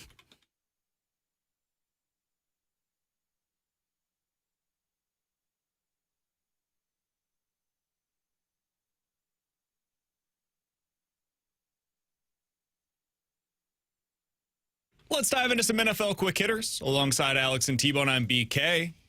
Let's start with the game tonight, Alex. I don't know how much of this you're going to be able to see or how much, frankly, you want to see. There's the real thing to say. Bucks versus the Falcons. We don't have to get into your Survivor pick this week. Oh, dude. Dude. Yeah, Alex has been eliminated from the Survivor Yeah, because of the damn team that's playing tonight. And guess what? Not going to watch you anymore. I'm going to create an ish list. They're number one on that list. You act as though you don't already have such a list compiled. I actually do. So I won't reveal the list, but just know you're probably on it. Is there anything that you guys find of interest in this game tonight? No. I genuinely ask. I mean, if Evans is playing, which I haven't seen if it's confirmed or not, I'll be curious what they look like with Evans back in the lineup. But honestly, Tampa just has not looked as good these last few weeks, which is explainable than what they looked early on in the season. I said the only thing I'm paying attention to is like Tampa look like the team I saw early on or not. Because Alex mentioned that they have not played great over the last couple of weeks. They came off their disappointing loss to the Saints. They only put up 20 and beat the Cardinals by 3. They got killed by the LA in their Rams. last 7 games. Yeah, like they are trending in the wrong direction. This should be a get-right game because Atlanta stinks. Like, they're awful. But I don't have any faith in that. Like, I've said it today. I plan on taking Atlanta plus 5.5 points today and going with the under because I don't think these teams are going to do much offensively. See, I would go Bucks minus 5.5. I don't know if I'd take the under the over because I don't know what Atlanta's going to do, but if Evans is back, I think that offense starts to look like itself again. Divisional game. Yeah, don't trust those, as I learned last Second time week. that these two teams have played. Short week. I just wouldn't play this game.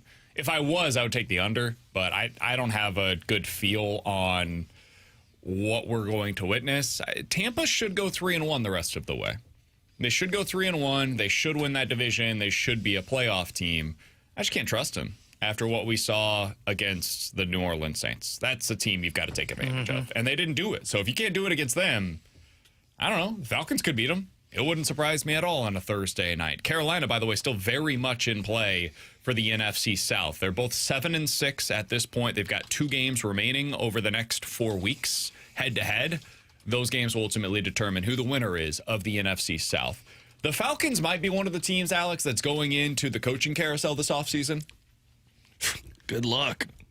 I was reading this piece today from Connor Orr, who does really excellent work for Sports Illustrated. Every year he puts out the new list of the up-and-coming coaches, the coaches that you should be monitoring heading into the offseason. Boy, is it bleak. Here are, according to Connor Orr, some of his top 43 candidates this offseason. Don't get too excited, folks.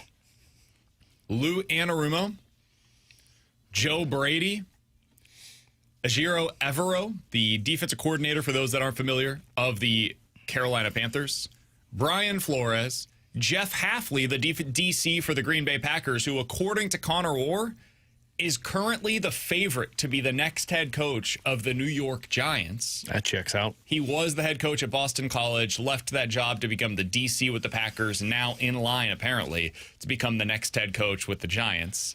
Other guys that are on this list include Clint Kubiak, the Seahawks OC, Dan Pitcher, who is apparently the offensive coordinator for the Bengals. Genuinely did not know that until I saw this list.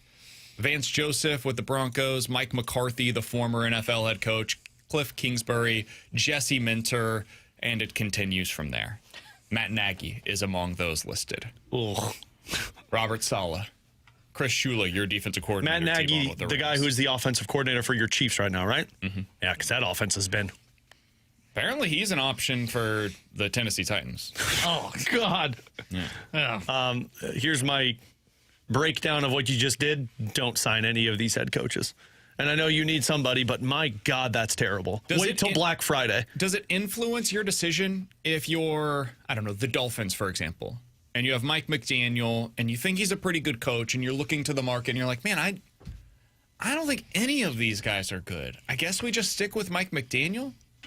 See, I would still fire Mike McDaniel. I think he's one of those where it's situational and you just need a change for change's sake. Okay. But like if I'm the Giants or the Titans, I mean, none of these get me excited in terms of shifting your organization in the right direction. If I'm Atlanta, I'm still firing Morris. Like the reason I say all that is we can say what we think of this coaching cycle, and I don't think there are great names out there. Like I like Lou Anarumo, too old. But some of these names you brought up that I've never, like the Bengals, didn't even know they had an OC. You're never too old. I didn't think Dan Campbell or Nick Sirianni would be good coaches when they got hired, and they were doing press conferences about biting kneecaps and flowers that were growing. The reason I bring that up is you could hire somebody, we can look on it and go, man, I don't know. And they could end up being a great leader of men, and they end up getting the team rallied around them, and they play good football through a rebuild. I'm not convinced that Nick Sirianni is a good football coach. Yeah, do you think he's a good leader of men? Is. Like, I think we Dan all agree Campbell, for sure. Dan Campbell is. Absolutely. And I remember at the time making fun of that press conference when he got hired, thinking this is going to be a disaster. So Yep. I say all that to say, I think you can just constantly keep going through coaches, and yes, you're going to whiff at times.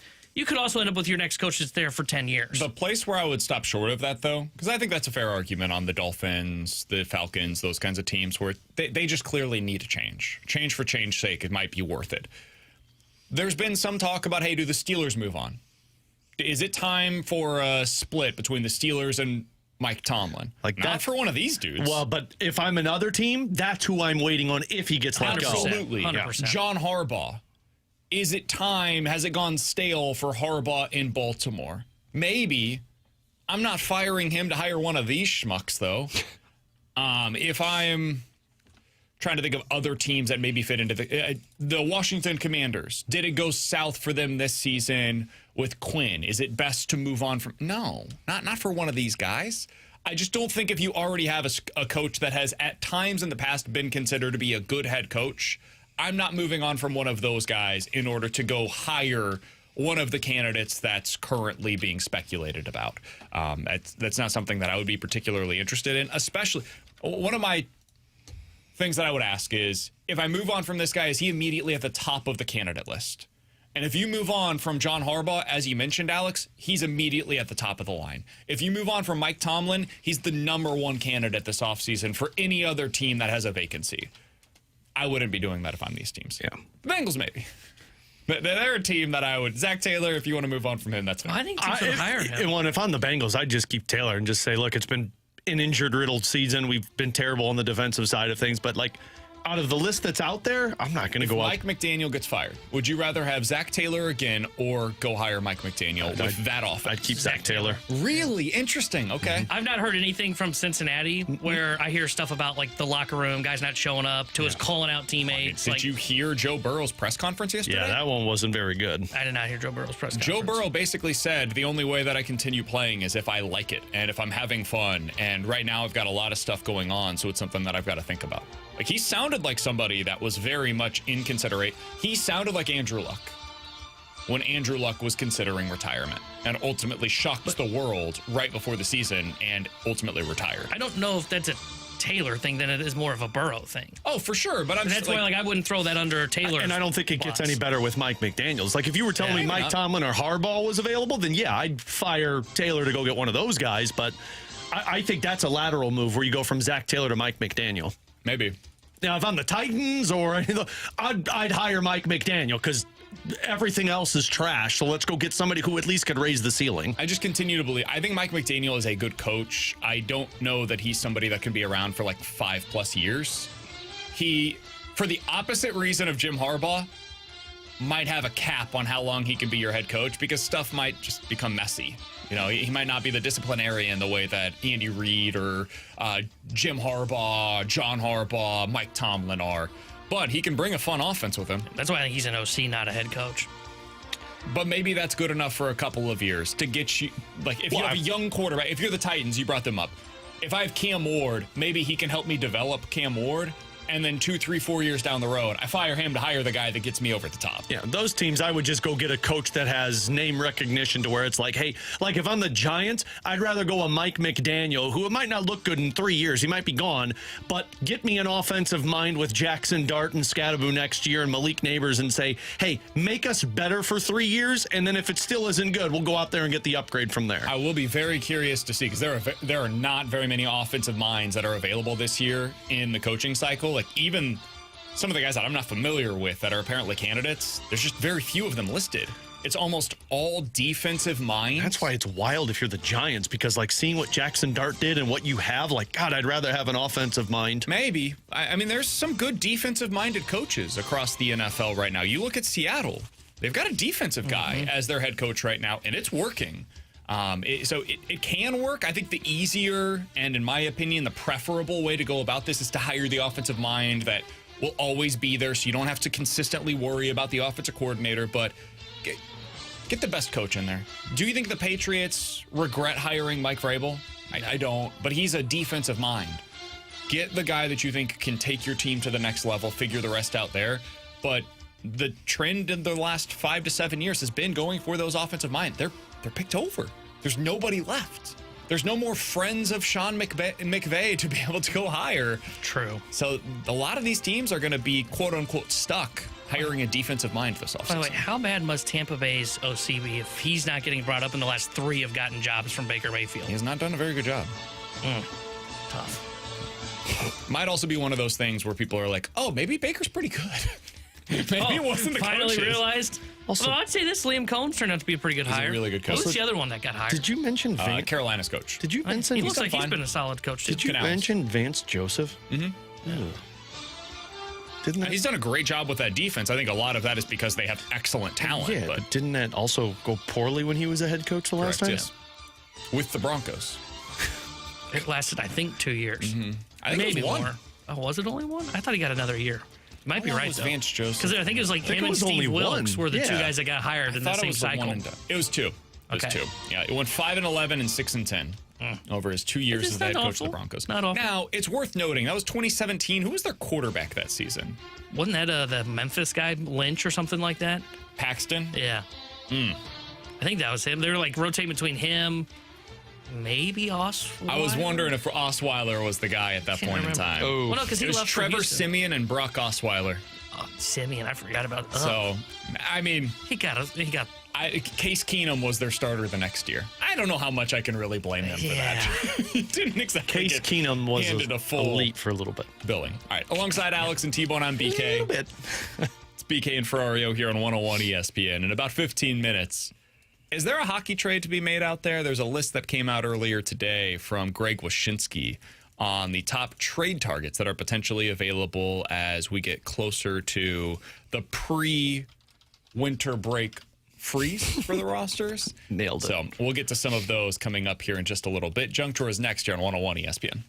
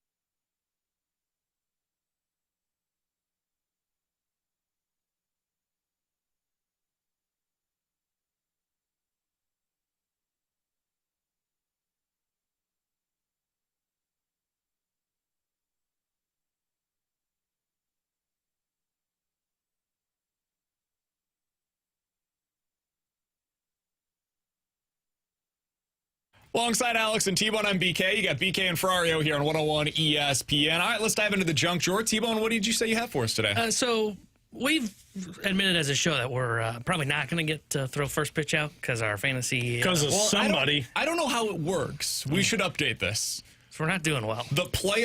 We are. We are officially in the playoffs. High five. This weekend. For those that aren't familiar with what T-Bone's talking about, Wayno's Big League Impact Fantasy Football League, they invited us because we're partners with Big League Impact.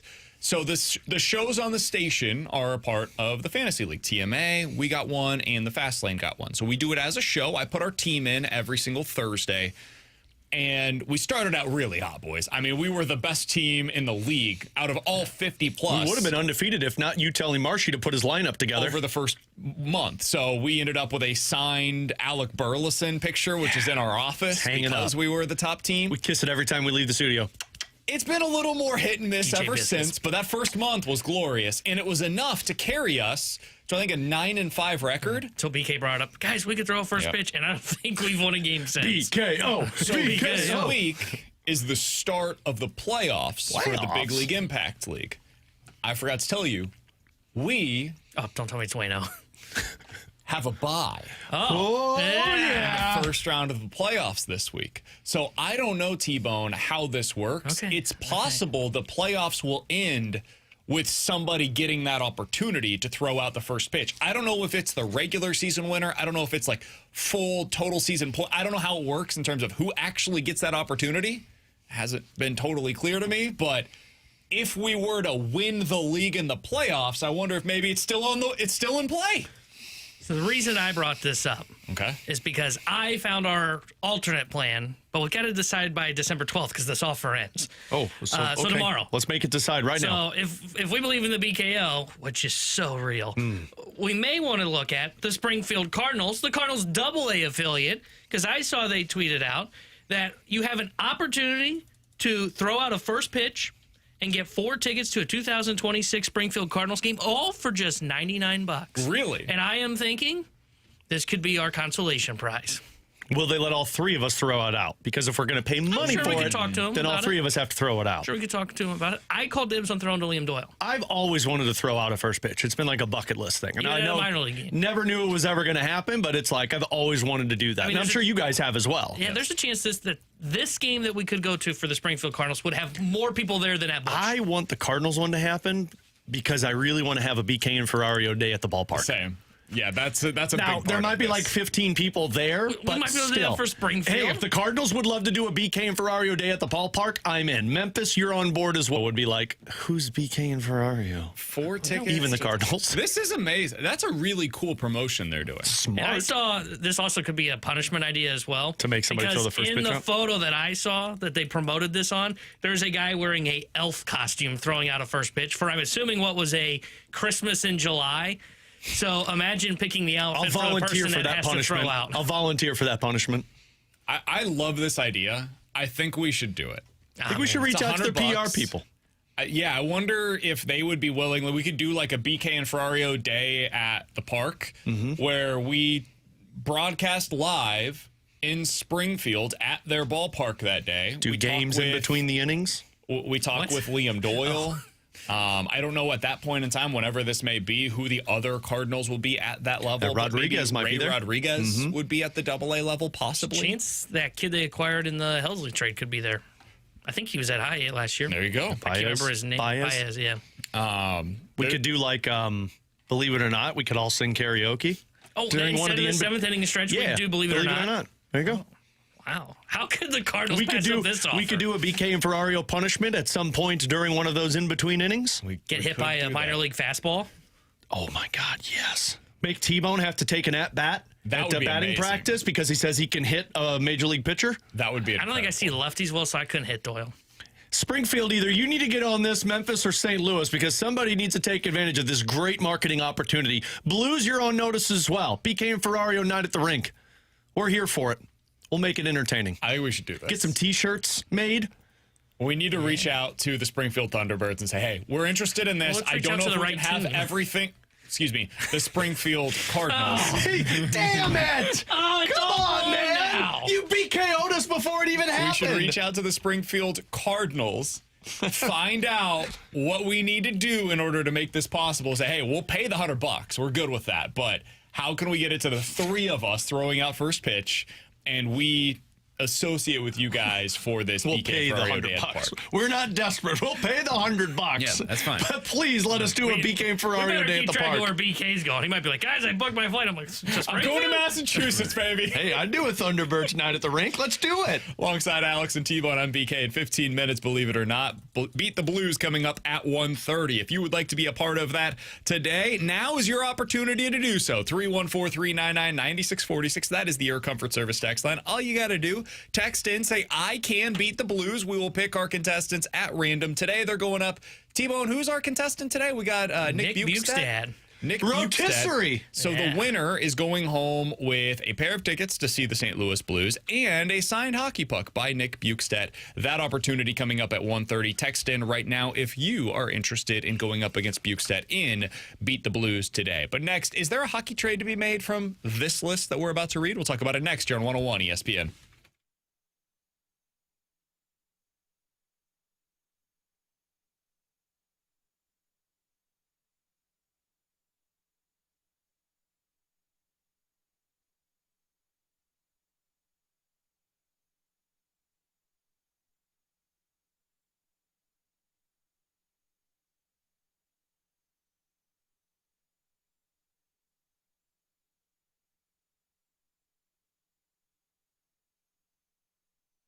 Alex Ferrario with you to talk about my friends out at Ted Drew's off of Chippewa. Has been a St. Louis tradition since 1926, and they've also have the holiday tradition, which is now open. That Christmas tree parking lot out at Ted Drew's. It's open for the holiday season. Make sure you stop by to check out their premium Christmas trees, pine and fir trees, including some customer favorites like the Fraser fir and Scotch pine. Plus they have a holiday greenery, including handmade wreaths. They've got garland, mistletoe, so much more. What's great about it, too, is, you go out there to Ted Drew's. They'll help you find the perfect tree, help you load it onto your car, get it home for you. They're not going to come to your house and set it up, but they'll make sure it gets to your house safely. It's the holiday. Love getting to do this with my girls, to walk through that parking lot. Even if we're not buying a tree, still just gets to feel that holiday ambiance. Plus, you're there, buy the frozen custard, typically in bulk, so I could take it home, stock it in the freezer, have it for all these holiday parties that we have coming up. And you can get some shopping done as well. They've got a Ted Drew's gift shop across the parking lot,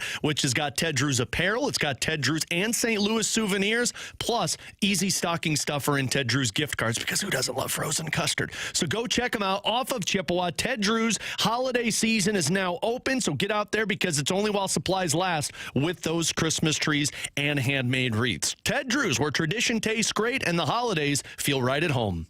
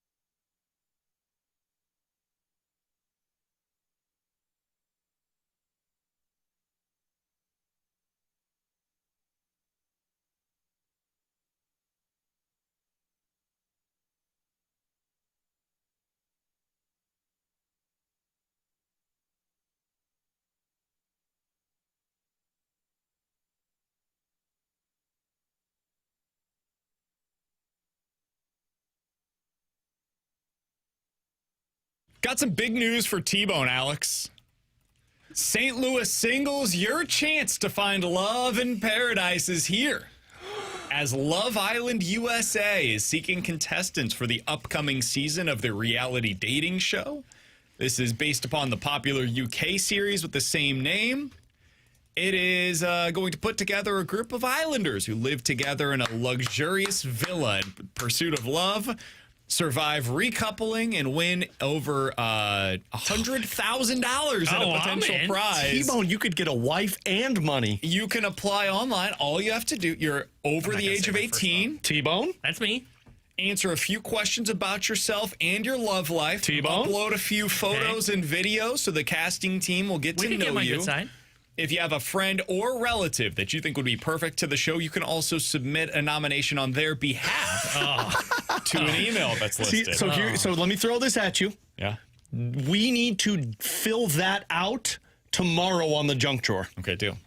We fill this out with T-Bone on the junk drawer, on air tomorrow. Okay. And submit it.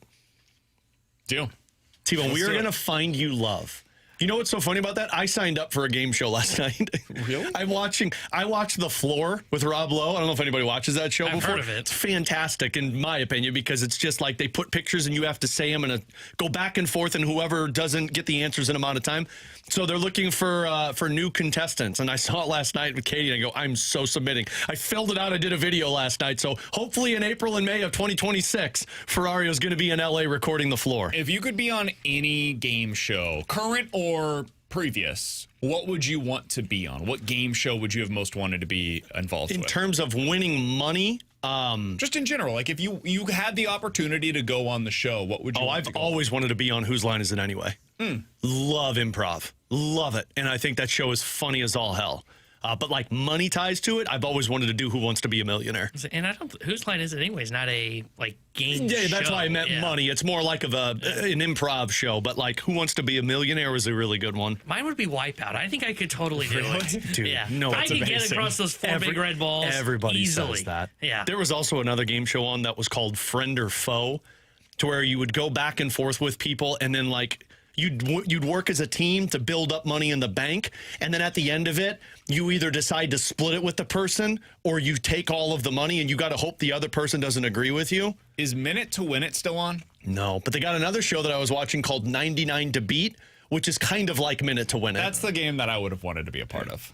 Yeah. That was a fun show. We used to do, like when I was in high school, we would recreate some of the games, and we'd have all the guys come over and we'd play those downstairs. I forgot about that one. Let me tell you guys, That was a good one. great content for us if Ferrario is going to go to LA for The Floor. So I'll keep you posted. I put a great video together. I talked a little smack on other people, so I figure that's what they want, right? That's probably what they're looking Wild for. and outrageous. Speaking of matchmaking, Alex, Nice. ESPN.com, our buddy Greg Wyshynski put together his piece on the top trade targets that could be moved this year prior to the trade deadline. I think the easiest way for us to go about this, Alex, is to talk about some of these names. I'll throw them your way. And you just tell me if this is a player that you think would make some sense for the Blues if they were trying to pull off a hockey trade. Cool. Because the Blues aren't just going to go trade for these players for the most part. They're not going to give up a bunch of assets to go acquire a player. It's probably going to be some kind of a hockey deal for them if they were to plunge into the trade I market. hear a Tinder Thursday. So let's go into some of these. Quinn Hughes, defenseman for the Vancouver Canucks. Do you think he would make sense as a hockey trade for the Blues? 100% he would make sense. I don't think you have the pieces, so I would say nix that one because you don't have the pieces to pay. Other possibilities. Jordan Kyrou was listed as We already have him. He's in the shocking possibilities tier. But he's that really already a on your shocking team. possibility? Artemi Panarin? No. Too old. Too old and a free agent. You don't even know if he's going to sign. Elias Pettersson? Yes.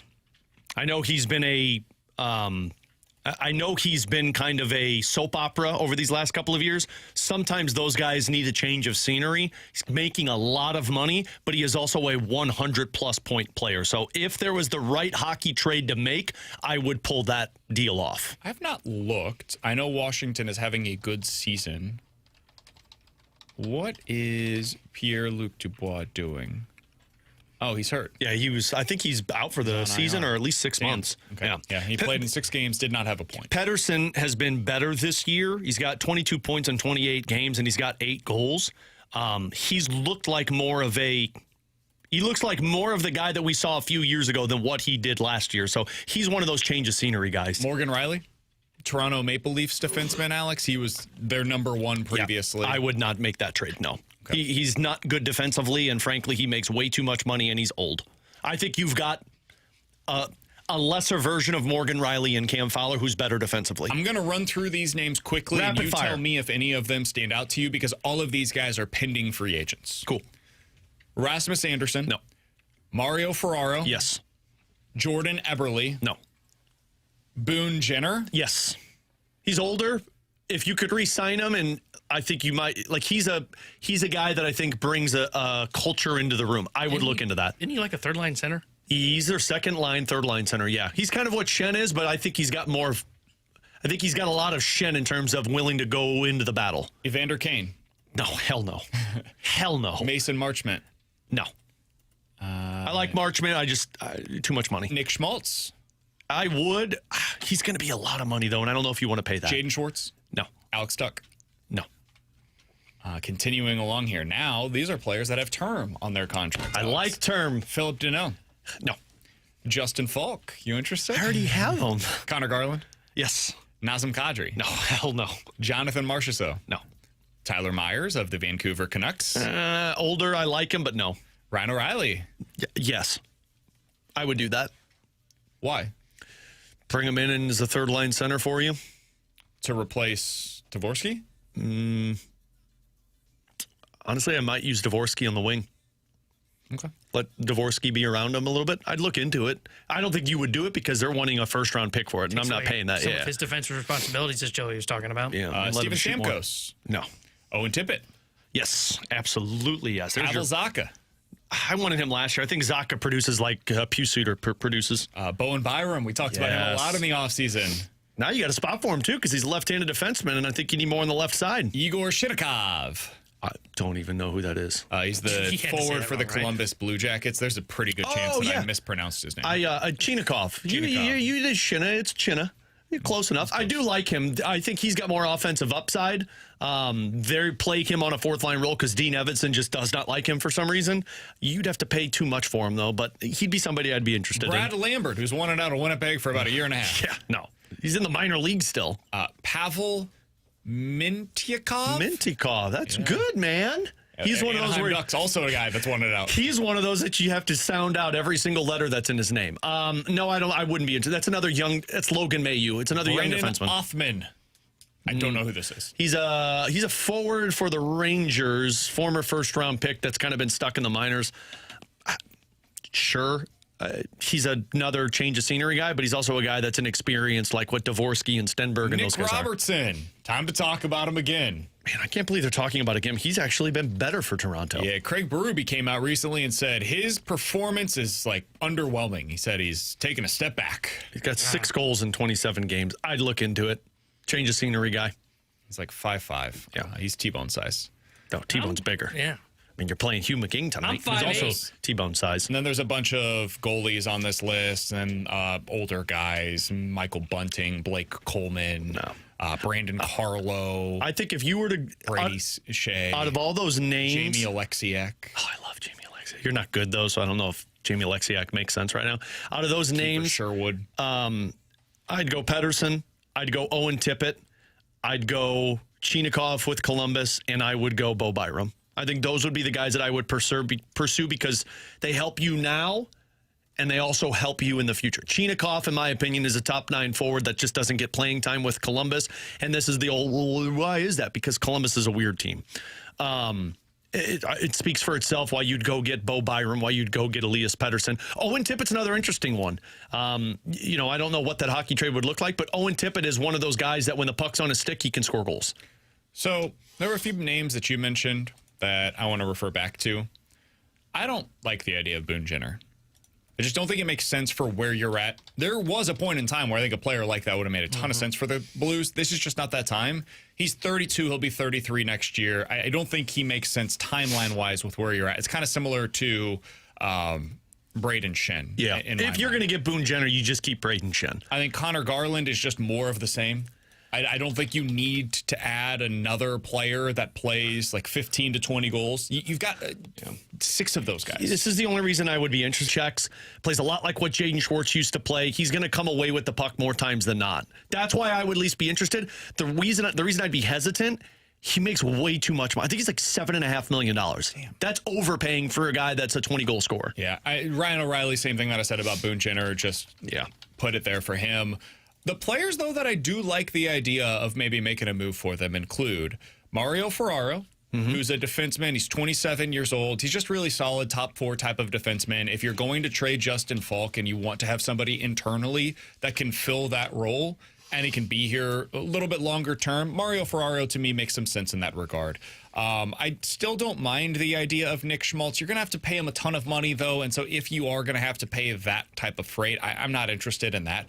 Owen Tippett, I think, would be a great move for the Blues. Given where they're at in their life cycle as an organization, I think that would be a smart move for them. Bowen Byram, we've had a million different conversations about. I can't imagine the asking price is as high as it was in the offseason. He's having a really bad start to the season with Buffalo. Nick Robertson, whatever. I think it's more of the same of what you have already. And then I'm with you. I would kick the tires on Elias Pettersson. Yeah. I would give serious consideration to that one. I know there's a lot of people that say, like, again, soap opera, he's got a lot of issues. I don't want that head case on my team, where people have already questioned if the Blues have issues. I think a lot of that is also the team he's a part of. Sometimes those guys need to just move on from where they're at. I mean, there's plenty of cases of this. I forgot who. There was an article on NHL.com that was talking about another player that just had a change, another change of scenery and how it's benefited him. Morgan Geeky's a great example, where it's like you go get a guy that just gives him a chance to go elsewhere and take a breath of fresh air. I don't know what it would cost. Frankly, it would have to cost a lot of future pieces because Vancouver's going in a different direction. I would absolutely kick the tires on a 27-year-old centerman who can be a 100-point player. I think of all of the names that we had brought up there, the one to me that stands out is Owen Tippett. Given the timeline, given the production, given what he brings to the table that you're currently lacking, I think he's a legit 25-goal producer with some level of consistency. Yeah. He, to me, would be the one that I would be most interested in. Would you trade Kyrou for him, though? Because that's if you decide you're out on Jordan Kyrou, that's probably the kind of move that I'm looking for. Yeah. Well, and then you get to the point where he's got to I don't think he's as good as Jordan Kyrou, though. I think Jordan Kyrou is a better hockey player than Owen Tippett. I agree with you. You're changing the construction of your roster, and that would have to be the mindset is, hey, we're going to change the look of what we have here. What we had core-wise wasn't working. Let's see if Owen Tippett maybe fits better with the current roster that we have in place. Owen Tippett and Elias Pettersson. Those would be the two that if you're looking to make a hockey trade, if you're looking to change things up, those would be the guys that I'd be going after. And the Vancouver and like those two trade packages are very different. Philadelphia wants help now. Vancouver wants future help. So like you may not even, you'd have to part with something off of this roster because you don't have enough cap space to make it work. But Vancouver would be the one that you'd have to package a lot of younger pieces together to go out there and get this guy. And I think a change of scenery makes this guy better. He's Alex, that's T-Bone, I'm BK. Coming up next, time for Believe It or Not here on 101 ESPN.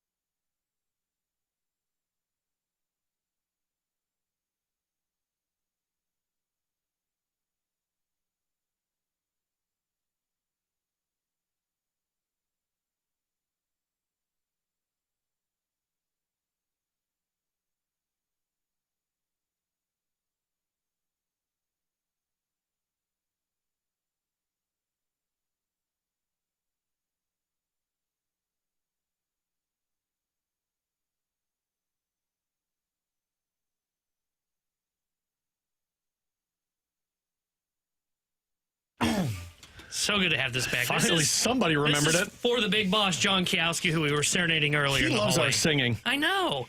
Believe it or not, I'm walking on air. I never thought I could feel so free. Flying away on a wing and a prayer. Who could it be? Believe it or not, it's just me. That needs to be in a ballpark. 314-399-9646. That's the Air Comfort Service text line for Believe It or Not. You guys give us a scenario. We will tell you if we are believing it or not here on 101 ESPN. Guys, believe it or not, a coach currently involved in the college football playoff will be named the next head coach of the University of Michigan. Not believe it. Okay. Not believe it.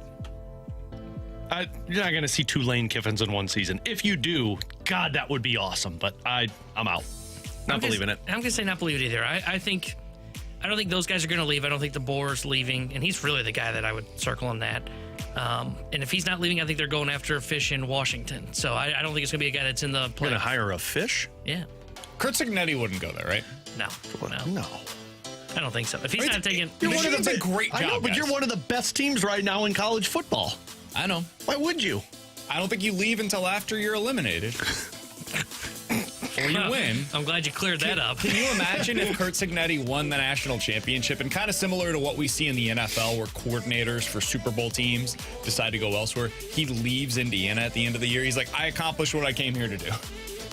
I think you just want chaos, which I'm all on board with, buddy. I do. I would not believe this either. I think Jed Fish will probably be the next head coach at Michigan, but it's a fun storyline nonetheless. What do you have for us, Adam? Guys, real simple. Believe it or not, Robbie Fabry scores tonight. Nah.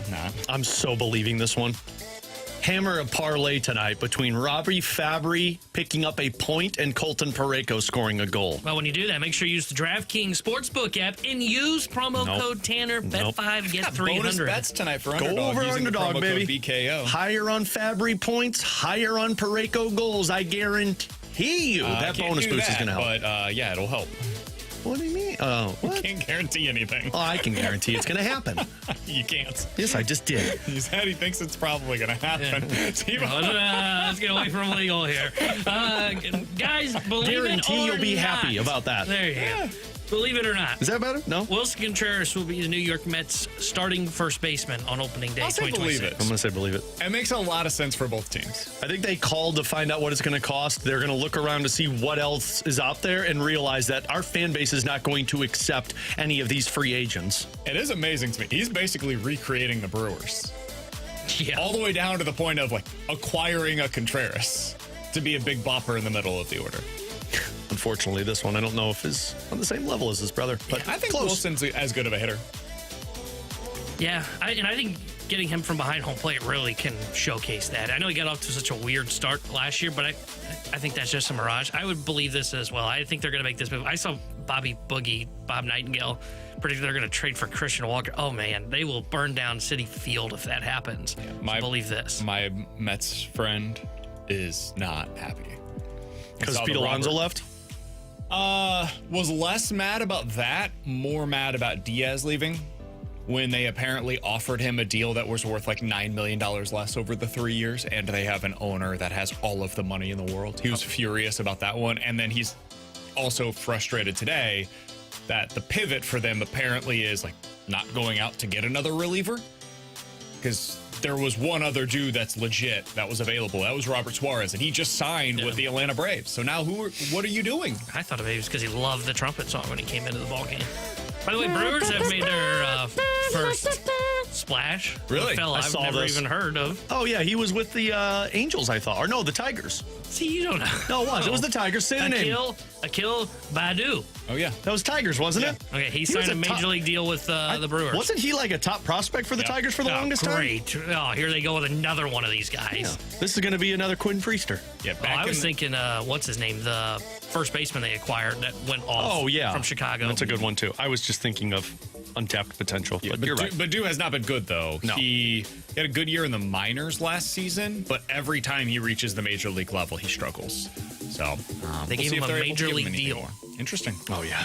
Dude's so going off for 20 home runs this year. 27 years old. In his major league career, he is a 225 hitter with a 675 OPS. All right, 314-399-9646. Going off. That is the Air Comfort Service text line for Believe It or Not. Believe it or not, the Billikens basketball team will be the best of the local sports teams this year.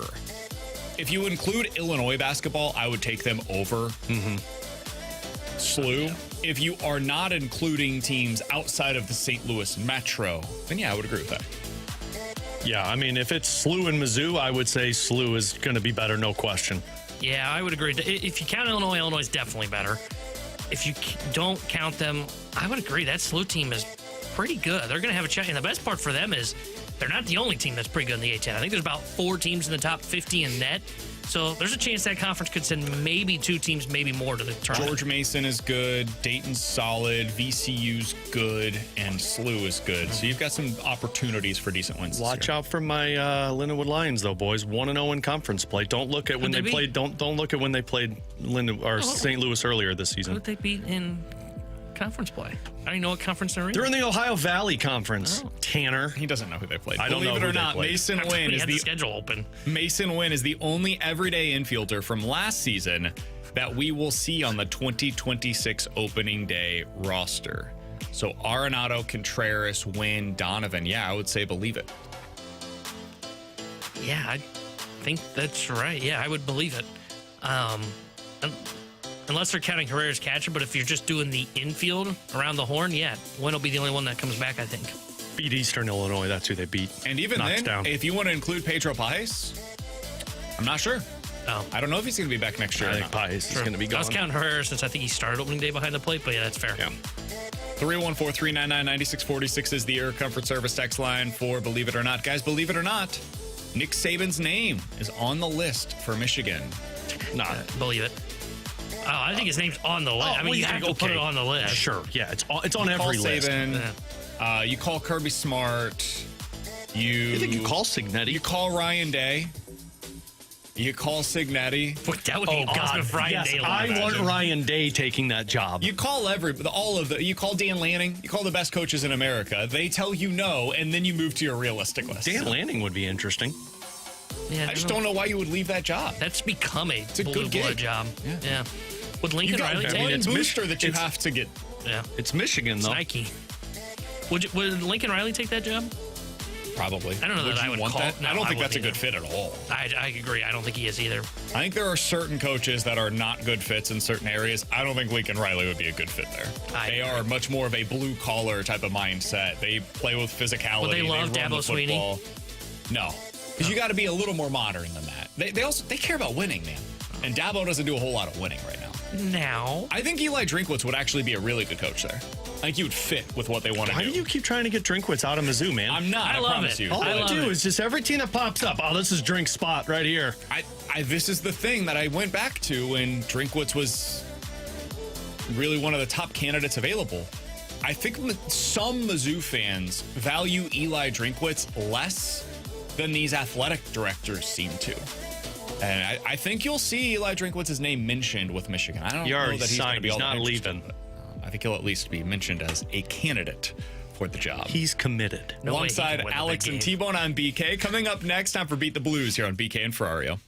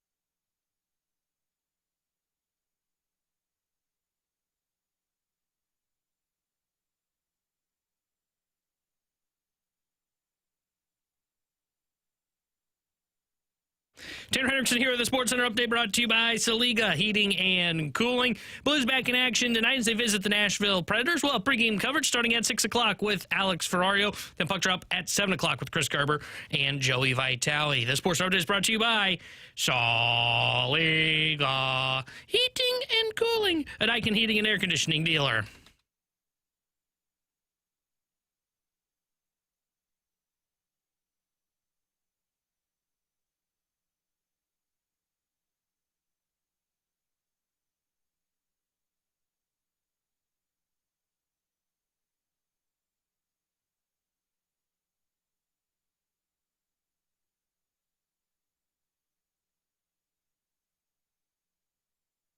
Alongside Alex and T-Bone, I'm BK. We play a game called Beat the Blues each and every Thursday here on BK and Ferrario. We have 3 different contestants go up against a St. Louis Blues player. You will have a category. You name as many different things within that category as you can within 15 seconds, and whoever wins with the highest margin of victory will be going home today with a signed Nick Bukestad hockey puck and tickets to see the Blues versus the Rangers, a game taking place on December the 18th, so a week from today. Maybe we'll throw in a rotisserie chicken. Maybe, since that's his nickname. Yeah, we'll slide that one in there, too. T-Bone, you'll pay for it. Hoping Nick Bukestad gets healthy very soon. Today, he's going to be going up against Michael, Peter, and Brandon. Here on 101 ESPN. All right, let's start out with Michael. Michael, we appreciate you being a part of the show, man. How you doing this afternoon? Good, how are you guys? Doing fantastic. Do you understand the rules of the game, Michael? I do. All right, Michael, today you're going up against Nick Bukestad, and your category is flavors of ice cream. Name as many flavors of ice cream as you can in 15 seconds. On your mark, get set, go. Strawberry, chocolate, vanilla, Neapolitan, pecan, cookie dough, lemon, oh my gosh. 7, not bad. I've got him down for 7. I got him for 6 while I check. Lemon ice cream is the real thing. Okay. You can make just about anything in ice cream. Yeah. You can he had some creative flavors in there. Pecan, I think he said. It's not that creative. Said Neapolitan, also said Neapolitan. Chocolate, vanilla, and strawberry, and then said Neapolitan. I respect the move. I suppose they're different flavors. Yeah. Look, we don't just give away winnings here. Of honesty? You didn't know pecan was a flavor? When he said pecan, I was thinking pistachio ice cream, so that's why I thought, oh, that's creative. Michael's going, damn it, pistachio. They're both nuts. So pecans and pistachios. Pecans and pistachios. They're all nuts. All right, Michael got 7. Let's hear Nick Bukestad's response when we asked him about his flavors of ice cream. Strawberry, vanilla, chocolate, sorbet, cake batter, cookie dough, and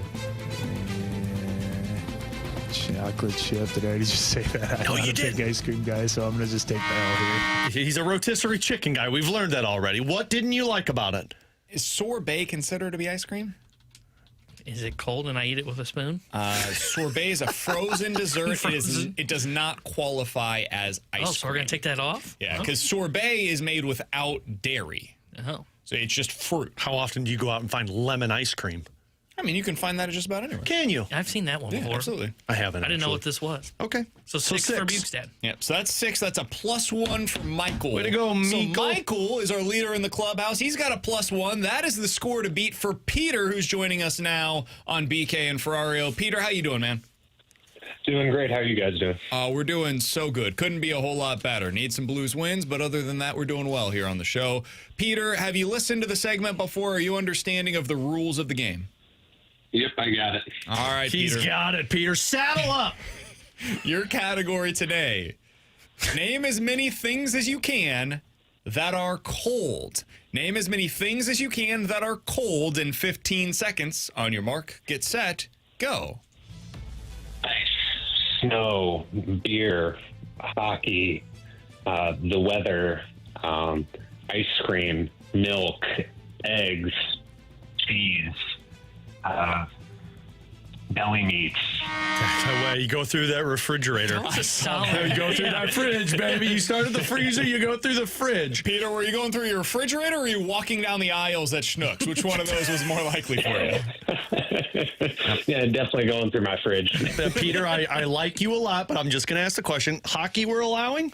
Yeah. Okay, cool. It was cold when I went on Monday. It's always cold, Or Tuesday, I guess. whatever day that was. Okay. Well done, Peter. Way to go, Peter. Got a solid 10. He Is that what you saddled guys up. got as well for it? Yeah, I had 10. He bucked that Bronco, as they say. All right, let's hear Nick Bukestad's Yeehaw. answers. Ice cream, ice, freeze pops, cold tubs, cryo chambers. This is called Minnesota. I forgot he answered that. That was a good one. Freeze pops. How often? Nick Bukestad had a freeze pop the night before doing this. Luca does a freeze pop basically every night. Really? Yeah. My girls don't. They only like ice cream. Like, we'll do nothing but. We got the Pedialyte ones. Oh, yeah. That's smart. Why? Don't We tell do too. Luca, but they're good for him. He doesn't know that. They do. We do like those. Sly dog. Yeah, you pull the old switcheroo on them. That's a +4. Way to for go, Peter! He is now our new leader in the clubhouse, and now we go out to Brandon, who's joining us here on BK and Ferrario. Brandon, first of all, great name. How you doing today, man? Good. What's up, guys? Doing really well. Appreciate you being a part of the show. Do you understand the rules of the game, Brandon? Yes, I do. All right. Your category today. Name as many things as you can that fly in 15 seconds. Things that fly in 15 seconds. On your mark, get set, go. Birds, planes, paper airplanes, hot air balloon. Oh, goodness. Come on, Brandon! Yep, that's not it, boys. It's all right, Brandon. Brandon, you know what? As Mike Schilt would have asked, what would you have done? I would have Oh, said I wish I went first and got the food. Yeah. Brandon, you did as best you could. I don't think a 4 is going to be able to beat We the need a 0 +4 from Bukestad. that Peter put up, but we'll see. Thanks for being a part of the show, man. All right. Let's hear from Nick Bukestad. Birds, airplanes, Okay, game over. drones, Dylan Holloway. Oh, nice.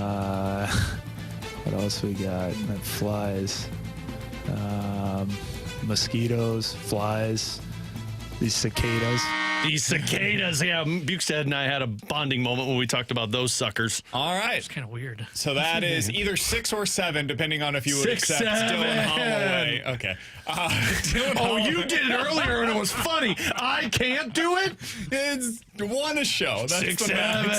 7. 2 in a segment's definitely overdoing it. We're accepting Dylan Holloway. He can fly. So if you do accept that, it's 7. If you don't, it's 6. It doesn't matter either way because Peter is our winner today. He got a +4. He proved he can indeed beat the Blues. He's going home with a signed hockey puck by Nick Bukestad and tickets to see the Blues versus the Rangers a week from today. Peter, congratulations, man. You're going to go see the St. Louis Blues. Hopefully Nick Bukestad at that point will be back on the ice. Yeah, I'm super pumped. Let's hope they can get a win tonight and get things rolling. Hell Fingers yeah, crossed, Peter. We'll saddle up tonight, Appreciate buddy. you being a part of the show. Stay on the line. We'll get all of your information so that way we can get you all the details on how you can pick up your Nick Bukestad hockey puck and tickets to see the Blues versus the Rangers. Somebody said this one earlier in the YouTube chat. I'll give them credit on this one. But they said at the end, Peter petered out with his answers. Okay. Thanks, Splashback Deuce. You get us. If you guys would like Mostly your Ferrario. chance to beat the Blues, we will give you that opportunity a week from today. We're going to play this each and every week throughout the Blues season. So, I just looked to see what's next week. It's a fan favorite. Oscar Sundquist will be the All puck right. for next week. Sonny, next week, your opportunity to go up against him for Beat the Blues here on BK and Ferrario. Maybe the biggest prize, tickets to go watch Zach Bolduc and the Canadians on January 3rd. There you go. So that opportunity Feel good about coming yourself? a week from today. I do. Last Minute Blues podcast, they're going live at Hot Shots in Fenton this Tuesday in support of Operation Food Search. Bring a canned food or non-perishable food item, and you can score a brand new Last Minute Blues podcast. Plus, Alex, JR, Donnie, they're going to be hosting the live edition of the Last Minute Blues podcast. It will feature special guest Tony Twist. You can find all of the details for that special live edition of the Last Minute Blues podcast at 101ESPN.com. They will be broadcasting live Tuesday, December the 16th at Hot Shots out in Fenton. By the way, you can catch the latest edition of the Last Minute Blues podcast right now at youtube.com/101ESPNSTL. That is also where you can go to find the latest edition of the Spread Zone, College Football Connection, and the Redbird Report. Coming up next, we'll hit the rewind here on 101 ESPN.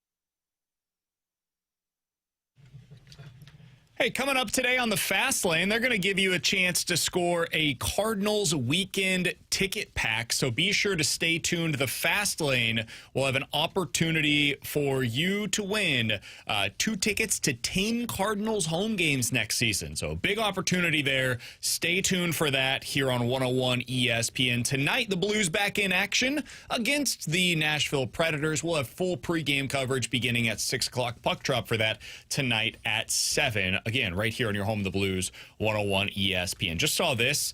According to a new report, Framber Valdez is circulating a video to teams that highlights how nice of a guy he is. I saw this because he's trying to counteract the.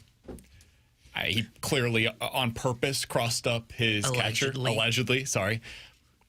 This would be like me putting out some sort of a PR campaign on how much I don't have tone. No, there's plenty of evidence that I do. Yeah, I was going to say. That would be a nobody's failed convinced PR one. of this. That would be a harder one to make than this. That's amazing. This is only his first incident, though, that I can think of, right? Yeah, as far as I'm aware. At least nothing I that's don't think of anything else. Been released publicly. I'd like to see your PR push on why you don't have tone. Like, what would I'm not going to do what would the leg to stand on be? It would be nothing from where it could be him just with his son. No, yeah, it would just be like, look, I work with some guys that are very difficult to control my emotions. See, that's it. And then it's not me, it's you. It's somebody else. Hey, it's work. If it worked for George Costanza, it works for anybody. Today, by the way, is my 4-year anniversary with my wife. Oh, congrats. So, what are you guys doing? We're going to go pick up, we do the cake every year. The cake topper. That's cool. We get that remade for us by the same place that made our cake. So we're going to go pick that up. We'll have that tonight and then hang out with Luca. That's awesome. Have a good night together. Good. So Congrats, buddy. Dinner. That's awesome to hear. 4 years. Congrats, man. Next year, we've got our 5-year. We're going to go on some kind of a trip together for that. We don't know exactly where yet, but that's the plan. If you want to Venmo me some money, then I could take my wife on our 10-year anniversary next year. Because I know you got the bag over there. Just go enjoy Hawaii for him. It is kind of. We're going to go enjoy the Hawaii in Missouri called Branson. I've heard it's beautiful. I first started dating my wife in 2013, so we've been together now for 12 years. Mm-hmm. Yeah, mine was 2011. That's crazy, dude. Yeah. So you are kind of similar in that, like, almost half of my life has now been spent with my wife. Yeah, because I dated mine back in high school, and then we broke up and got back together in 2011. So I think I had known her, been with her for like 16, 17 years. 5 years from now, you might be able to have your 4-year anniversary after we do the Love Island. Make sure you turn in tomorrow at 12:45. We are going to put together T-Bone's best resume yet. We will probably crash at 12:45. No, that's 1 o'clock. We'll crash at 1. We'll get 12:45 in. 1:10.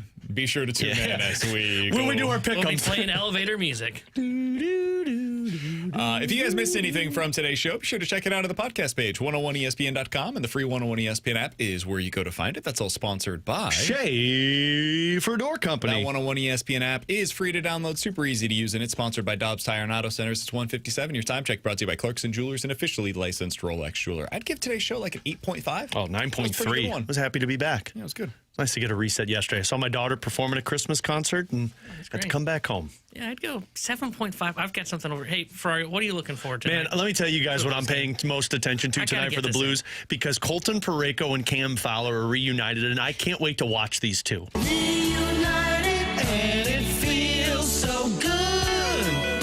Higher on Parayko goals tonight. I've been trying to do this for 3 hours. I'll give the show a 9 out of 10. Yeah! Accomplished my big goal for the day. Take that, BK. We will talk to you guys tomorrow at 11 a.m. Enjoy yourselves tonight. Hopefully the Blues get a victory, and we'll actually be able to talk to Mike McKenna coming off of a Blues win tomorrow. We'll see you guys tomorrow. The Fast Lane's next here on 101 ESPN.